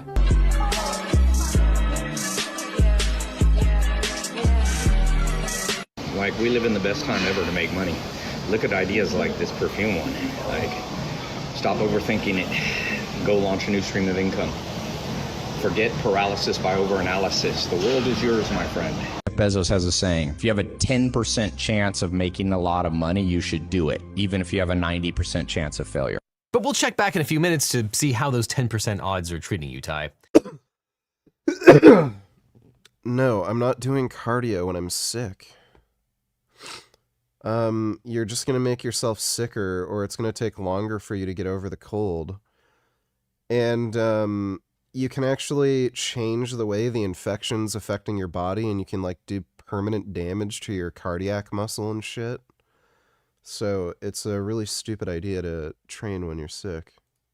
But apparently all this looked legit enough to inspire a bunch of people to invest with Lopez and his partners on his latest business venture. And during the summer, I rollerblade and mountain bike, but when the weather isn't good, I have an elliptical machine. Up dead brick and mortar stores and then resurrecting them as e-commerce. Where's Gummy? He's in the chair next to me. He's on my racing chair. Businesses, which in and of itself could totally be a legitimate business and certainly is far from the scammiest thing that Lopez has ever done. But it looks like Tai Lopez found a way to make it scammy. In 2019, Tai and his business partner, Alex Mayer, founded Retail E-Commerce Ventures, or REV, which purchased a series of dead mall brands like Radio Shack, Dress Barn, Modell's Sporting Goods, and Pier 1 Imports for rock-bottom prices. The theory was that these companies still had enough brand recognition to be zombified into profit-making e-commerce businesses. But in order to buy the husks of these companies, Lopez and Mayer needed to raise money. Luckily, Lopez had a ready supply of suckers. There's a saying, if you're in a room and you don't know who the sucker is, you're the sucker. You never want to be the sucker. Investors on hand from his 67 Steps email list. Because allegedly between April 2020 and November 2022, Lopez and Mayer managed to raise a whopping $112 million from hundreds of different investors. Now, when these investors signed on, they were allegedly given letters of intent. These letters spelled out the terms of the investment, including what specifically the person was investing in. Now, Lopez and Mayer told investors that they had two choices. They could put money into Rev, the parent company, which would give them an indirect share of all the smaller companies Rev owned, or they could invest directly into one or more of those smaller companies, including any of Rev's 8 retail brands. So apparently investors who chose a specific company were promised that their money would be used to acquire that specific company. And in exchange for their money, investors were promised outrageous payoffs. Lopez and Mayer told investors that they would get a full return on their investment and could earn up to 25% per year, and they would also get a monthly payment of 2.08%. Lopez and Mayer explained to investors that they could earn such high returns because Rev, quote, acquired the businesses so cheaply. Remember, kids, if something sounds too good to be true, it definitely is. Also, never invest with Tai Lopez. Because the truth was that the e-commerce model wasn't working and these companies never generated a profit. The government alleges from October 2021 to October 2022, Rev and its brands incurred monthly net losses ranging from $3.8 million to $12 million. While some of the companies generated revenue, not a single one turned a profit. Things got so desperate that Radio Shack, the home of ham radio nerds and high school AV geeks, suddenly morphed into a cryptocurrency platform with a bizarrely offensive Twitter presence. But worse, apparently Lopez and Mayer continued to report to investors that companies like Dress Barn and Steinmart were, quote, on fire and, quote, the cash flow is strong. Apparently in online and in-person meetings, they pitched new investments by touting the success of previous ventures. They claimed, for example, that Dress Barn, one of Rev's earliest acquisitions, had helped to raise funds for later acquisitions. In reality, Dress Barn lost nearly $13.7 million in 2020 and $10.7 million in 2021. And Steinmart lost nearly $1.7 million in 2020 and $5.7 million in 2021. But Lopez and Mayer also claimed that Rev never missed a payment to a single investor, and apparently this too was a lie. From early 2022, investors began claiming that the company had failed to make the promised payments. Investors described being ghosted or even sent screenshots of entirely made-up bank transfers. And, it got to a point where she sent me a screenshot. Hey, the wire got sent out. And I'm like, okay, well, if I got a screenshot of a wire and then I didn't get the wire, of course. And then I got ghosted for about a month. And as Rev and his companies got further and further into debt, it became more and more difficult to make the promised payments to investors. So it seems in a desperate attempt to stave off accountability for their failed business enterprise and false promises, Lopez and Mayer turned to outside lenders, cash advances, and finally, just a straight-out Ponzi scheme. Now let's talk for a minute about Ponzi schemes, because it's actually pretty instructive here. Now, as you probably know, a Ponzi scheme is a type of investment fraud where investors are promised artificially high rates of return with little or no risk. And the early investors and the perpetrators of the fraud are paid off with funds by later investors. Early investors are made to think, though, that the payoffs are coming from legitimate business revenue. But the thing about Ponzi schemes is that they have to grow continuously or they'll... Will squatting or back extensions help more with deadlift strength? Almost certainly squatting. Fail immediately. Otherwise, payments to early investors will stop, those investors will catch on, and the entire scheme will fall apart. So the fraud perpetrator has to work constantly to add new investors to prop up the old scheme. And sometimes the early investors will be paid a large amount and told that the high interest rates are coming in, and therefore they invest yet more money into the Ponzi scheme. And sometimes the defrauded investors themselves are so impressed by their initial but fake returns that they spread the scheme to their friends and family, inadvertently helping the fraud to grow. Now, Ponzi schemes are named after a fraudster in the 1920s named Charles Ponzi, who defrauded thousands of investors in Boston. Ponzi promised investors a 50% profit within 45 days or 100% profit within 90 days by buying discounted foreign postal reply coupons and redeeming them at face value in the US as a form of arbitrage. Instead, though, he was paying early investors and himself with money from later investors. At his peak, Ponzi was pulling in $250,000 per day in the 1920s. Will ask yourself, have his own bathroom, or will he have to share the disgusting bathroom you use with probably needles and hair and shit all over the place? And is he paying for half of the rent? And how long is he staying for? There's technically a second bathroom in the laundry room, so depends. There's only one shower though, so and I'm not talking about how we're splitting rent, but I don't know how long he's gonna stay for. Thanks for the donation, 21st. His scheme ultimately cost investors $20 million, which is the equivalent of $314 million in today's money. But Ponzi was indicted with 86 counts of federal mail fraud, though he pled guilty and only ended up serving 3.5 years in jail. And when he was released, he was surprised to find himself facing another 22 state charges of larceny. And that's where he made his second historical impression on the US legal system. His case went all the way to the Supreme Court, where in Ponzi versus Fessenden, the justices ruled that federal plea bargains don't trigger double jeopardy when a state files its own charges. Now, back to Lopez, experts say that there are often a list of red flags that often indicate a Ponzi scheme. And a lot of these sound very similar to the details of what Tai Lopez was doing. High returns with little or no risk, overly consistent returns, investments that aren't registered with the SEC or state regulators, unlicensed sellers, secretive complex strategies, issues with paperwork, and difficulty receiving payments. Now, the SEC certainly saw some red flags because they launched an investigation into Lopez and Mayer, and on September 25th, 2025, announced that they were charging both men and Rev President and COO Maya Birkenrode with a long list of fraud charges. But speaking of wiping your information, if you're not currently under federal investigation, it's probably a good time to wipe all of your personal and private information off the internet. Because your cell phone number, home address, email address, some of which had a high fraud, and Birkenrode with 5 counts. And Lopez and Mayer were charged with fraud under Section 17A1, 2, and 3 of the Securities Act. That section prohibits security sellers from employing any device, scheme, or artifice to defraud or obtain money or property by means of any untrue statement of material fact or any omission to state a material fact necessary in order to make the statements made in light of the circumstances under which they were made. Did you have to sign a cohabitation agreement with him? Is part of the agreement with him staying, for him to use your Negro bussy at least once per week? Since you're a nigger bottom and not into women anymore. That's why you won't talk about rent? No, that's not why. Thanks for the donation, 21st. Not misleading or engaging in any transaction practice or course of business which operates or would operate as a fraud or deceit upon the purchaser. They were also charged with fraud under good old sections 10b and 10b-5 of the Exchange Act. Section 10b prohibits security sellers from engaging in, quote, any manipulative or deceptive device or contrivance in contravention of such rules and regulations as the Commission may prescribe as necessary or appropriate in the public interest or for the protection of investors. And Rule 10b-5 is pretty similar. Now, since Section 17A parallels Rule 10b-5, the analysis for these rules is all pretty similar except for the mens rea requirements, which we'll get to. But the underlying rule here is, do not lie to your investors. That will get you in trouble.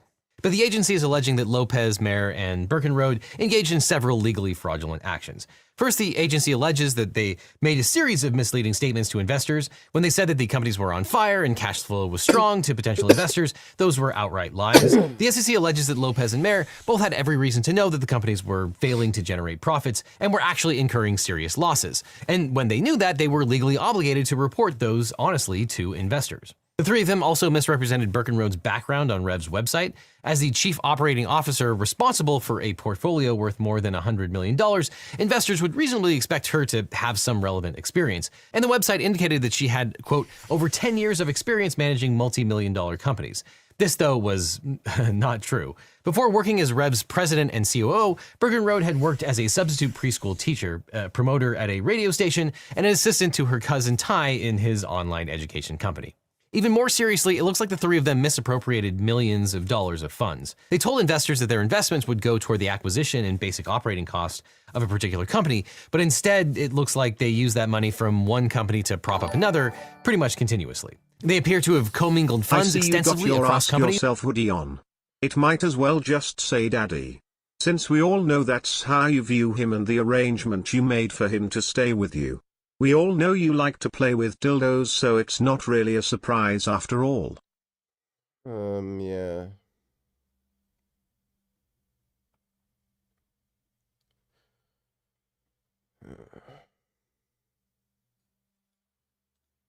Thanks for the donation, 21st.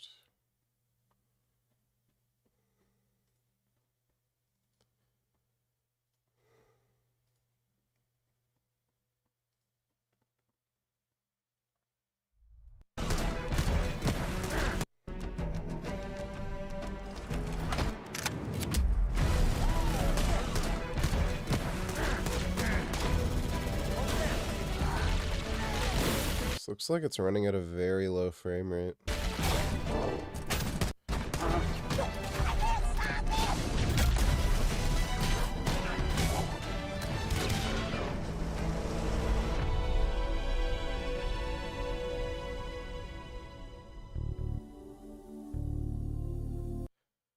Halo sucks.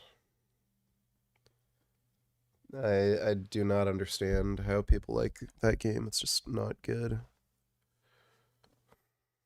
Without ever telling investors that was what they were doing, and it looks like they were actively engaging in a Ponzi scheme when they started using one investor's money to pay the others. According to the SEC, quote, from July 2022 to October 2022 alone, defendants directed at least $5.9 million in new investor funds to be used to pay returns to early investors in classic Ponzi-like fashion. And probably worst of all, it looks like Lopez and Mayer stole millions of dollars of investor funds. God is the arbiter of morality, as God in Christianity is truth and goodness himself. It's an ontological claim. It's in his being. Just like how God is love, not just loving. That's how object morality is true in Christianity despite God having a mind.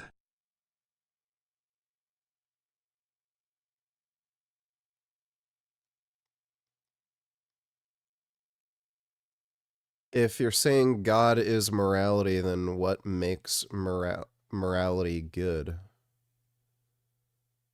What's...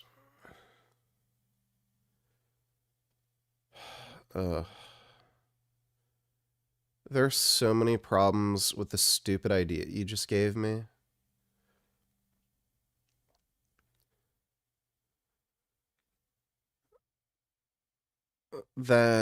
Yeah. Okay. To line their own pockets. Lopez and Mayer are alleged to have misappropriated $12.5 million and $3.6 million respectively by diverting investor funds to their personal accounts, owned or controlled by them for no apparent business purpose. And the elements of these charges are all pretty similar. First, the SEC will need to show that Lopez, Mayer, and Berkenrode misrepresented one or more material facts. Second, that those investors relied on those misstatements. And third, that the investors were harmed because of that. Now, there is one key difference between the two laws, the mens rea or intent requirement. Section 17A of the Securities Act has a lower mens rea standard than Rule 10b-5. Under Section 17A, the SEC will only need to prove that Lopez, Mayer, and Berkenrode acted negligently. Under Rule 10b-5 and the other sections, the agency has to show that they acted knowingly or at least recklessly. And of course, the agency is claiming that all the above representations were material. That is, that they would have made a difference to a reasonable investor as they considered whether or not to invest the money. As the Supreme Court put it in TSC Industries versus Northway, quote, there must be a substantial likelihood that the disclosure of the omitted fact would have been viewed by the reasonable investor as having significantly altered the total mix of information made available. That should probably not be very difficult here. A reasonable investor might hesitate to invest if they knew that the company was being managed by someone whose most recent credential was being a substitute preschool teacher. No shade to preschool teachers, but that job experience might not qualify them for this particular job managing. Freeze those knees, Johnny Tillers, Cam Milek 91 and Insta, Natty or not. She lives in her dad's mansion in Park City. Can't say I blame her. You got a new tick apparently that prevents you from eating meat. I wonder if the vegetarians bred that. No. Well, I think it's called the Lone Star tick. And yeah, I know about that. Why in the hell wouldn't you just link me the stupid Listen to Instagram? this faggot cracker white bitch.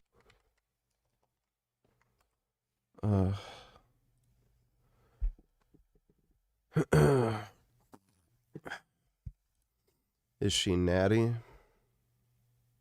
No. Yeah, I don't think she is.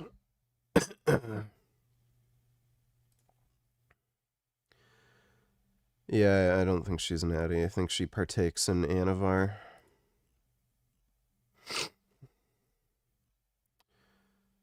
Yeah, that's Anavar.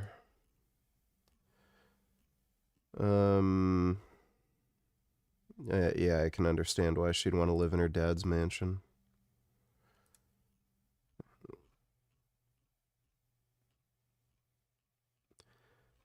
If my parents were that rich, I probably wouldn't be motivated to move out. Jesus fuck, dude, that's a nice fucking house. But yeah, she's not natty. Thanks for that donation, Freeze Those Knees. People want to be happy and enjoy life. And sometimes on the left, it's really fucking hard to do that, right? So if I look on the right and I see Andrew Tate, like what's Andrew Tate telling me? He's telling me, buy a sword, be the master of your own destiny, go get, work, get Bugattis, get bitches, do all this stuff. It's like, okay, well, if I go to the left, what are they telling me? It's like, well, you need to feel bad because you're white and you're systemically oppressing everybody and capitalism is evil and you're privileged and everything you do is just because of your mom and dad. It's like, okay, well, fuck me, right? I feel like the left comes down on you so hard and it makes you feel like shit for everything in society. Like, oh, those shoes, those It's communist brain rot. That's what it is. Are made by in a slave shop, or oh, that food that you bought, the person is a victim of capitalism and they probably don't have a pension. And it's like, okay. I feel like my important role is to show that, like, hey, I'm here. I've got a lot of really progressive beliefs, but I'm a happy person. I live a fun life. Like, I make money. I don't think that any of this is evil. You can be a left-leaning person and be aware of all these kind of social issues that affect us without being fucking miserable all the time and feeling like you're, an evil person. All right. Well, thanks for the donation, Kid Boo. Son Goku donate tellers is this roids.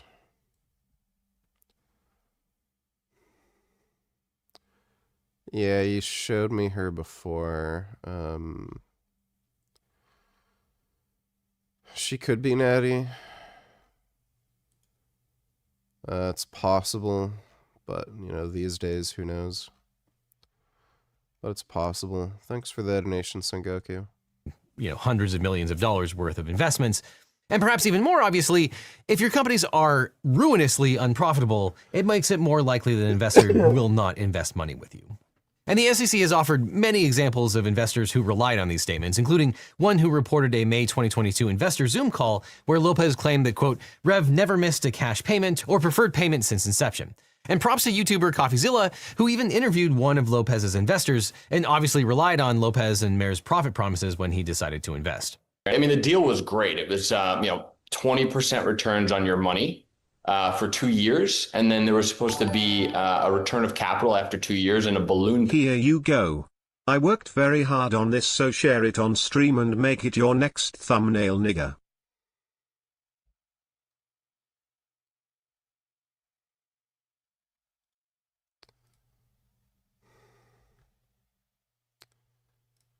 Okay, I'll do that. Thanks for the donation, 21st. Payment of 40% paid with your principal returned. And so, I threw in, I think it was like $275,000 or something like that. Definitely check out the rest of CoffeeZilla's video after you finish this one. But the agency calculated that the total investor loss that resulted from Lopez, Mayer, and Birkenrode's fraud was $122 million. Though it can always be difficult to deal with the heightened mens rea requirements of some of these securities rules. For example, under Rule 10b-5, the agency has to prove that the defendants made these misrepresentations knowingly or at least recklessly. They couldn't just be negligent with their accounting, they had to actually know that the statements were false. But the agency did include lots of facts in its complaint that will lay the groundwork for this. For instance, the income statements for the companies, which prove that they were losing a lot of money, which the defendants would have had access to. The SEC also claims that, quote, during several internal Rev meetings in mid-2022, Ty and Alex discussed the overall financial situation with Maya, as well as the need to raise additional capital and having to prioritize vendor payments and triage investor payments. And according to the SEC, yeah, dude, this guy's getting locked up. It's pretty obvious he fucking did it. Oh, that's nice. Alright, now let's listen to an actual rational white man school the fuck out of some sand desert terrorist loving fuckface like Mehdi Hassan. Mamdani is admitting that no amount of acceptance, no amount of welcoming and tolerance will ever be enough for these people, for the invading hordes. Doesn't matter what you do, doesn't matter how much you open your arms and welcome them, it's never enough. It is never enough, it's never good enough. And to be clear, this is the official position of Mamdani's entire campaign, which is why Mamdani's closest allies are saying the exact same thing. So let's take, for example, Mehdi Hassan, the former MSNBC host. Now, Hassan doesn't have an actual audience. His show is typically pulling in fewer than 40,000 viewers in the key demographic, which is much, much less than I would get if I let the inanimate fish in the background attacking Americans and Christians on behalf of socialists like prayer. We are as American as anyone else, and don't take any BS from any. Okay, that video is kind of boring. Thanks for the donation, Kid Boo. Rev's head bookkeeper also prepared a weekly spreadsheet that he shared with Birkenroad. This spreadsheet detailed bank account balances, expenses, and other cash outflows, including investor payments owed and shortfalls for each of the companies.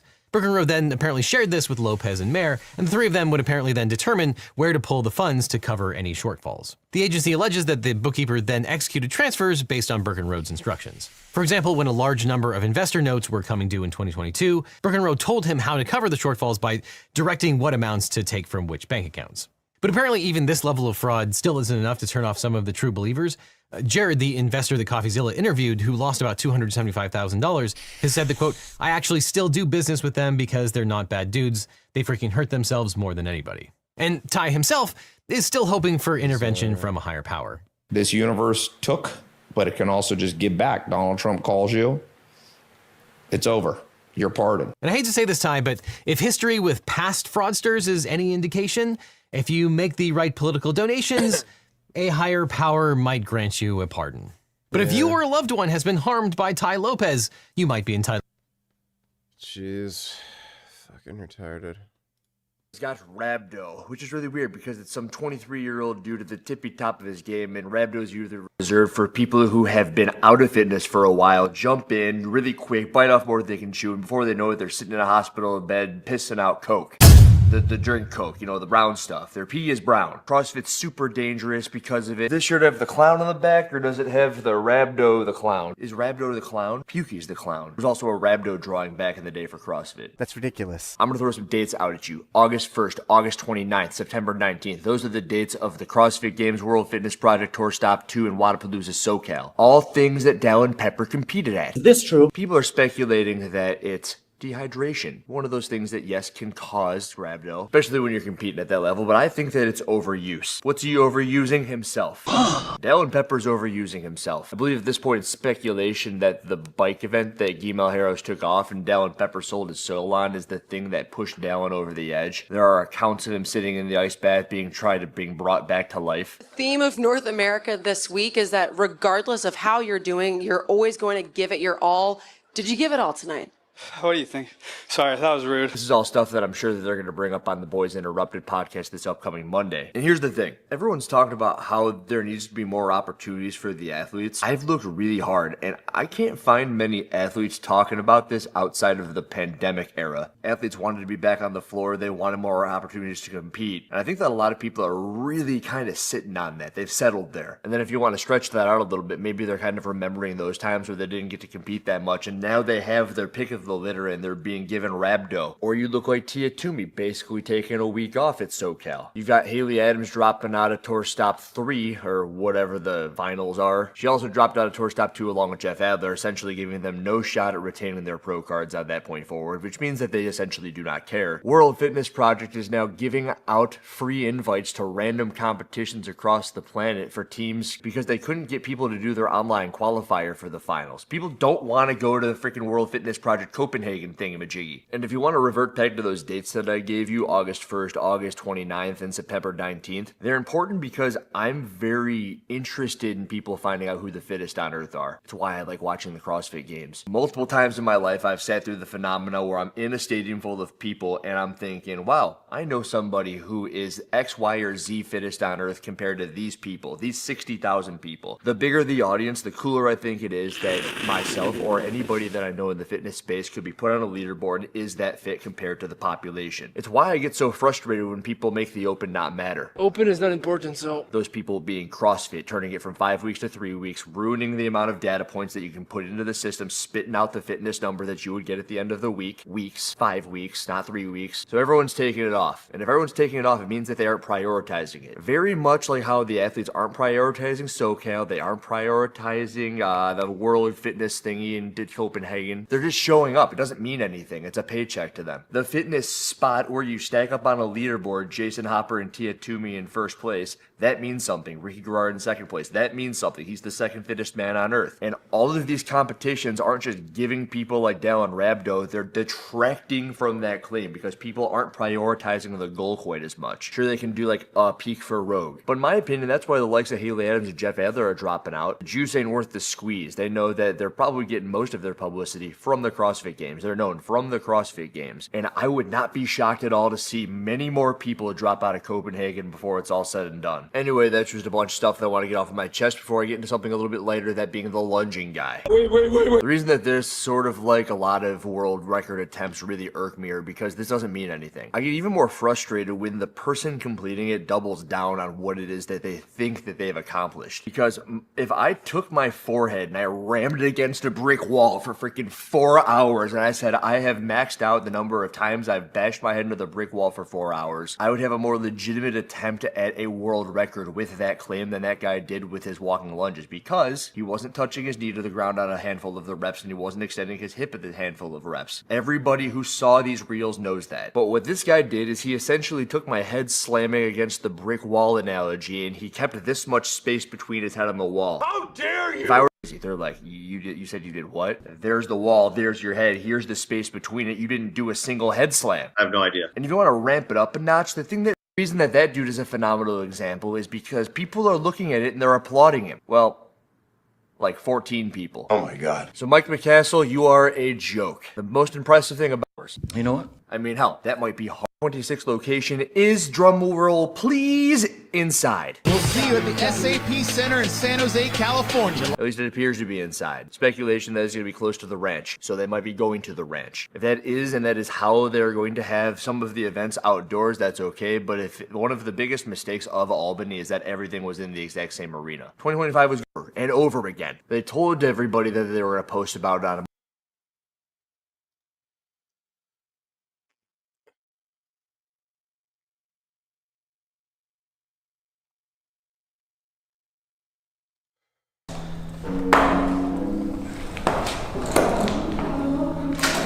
Nice.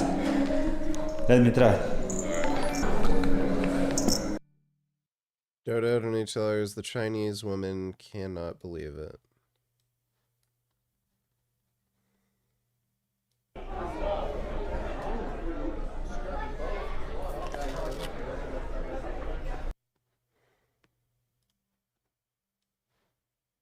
I'm not watching that baby video.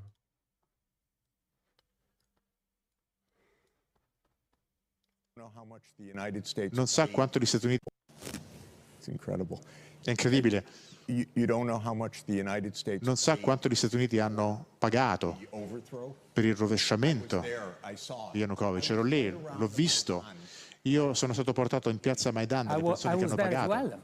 Oh my God, it's unwatchable.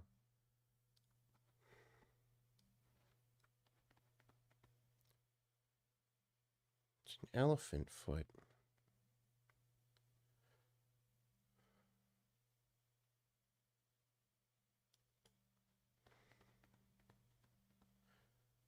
Elephants are nice.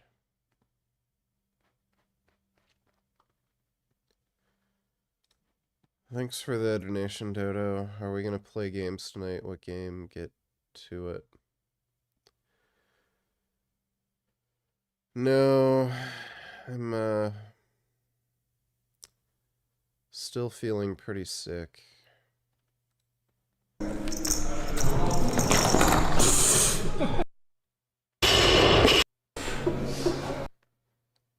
So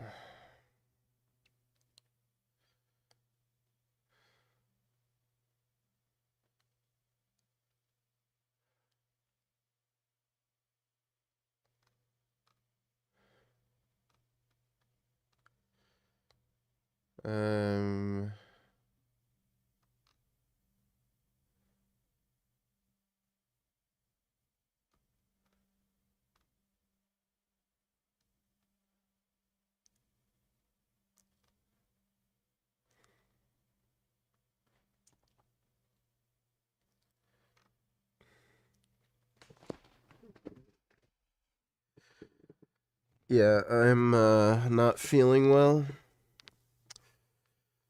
I probably overexerted myself again today.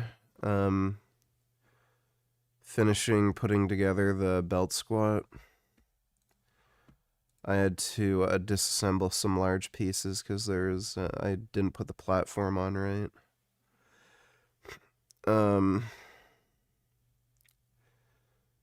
So I'm going to try to get some rest, and hopefully tomorrow I just feel a lot better. Then we can kind of get back to a more normal life where I can like train again and do longer streams. Dodo Donatillers, you know, Chinese supremacy dates back a very long time, with them calling themselves the Middle Kingdom because they believe they were in the center of the world and the rest of the world revolves around China. Yeah, that's true. Thanks for the donation, Dodo.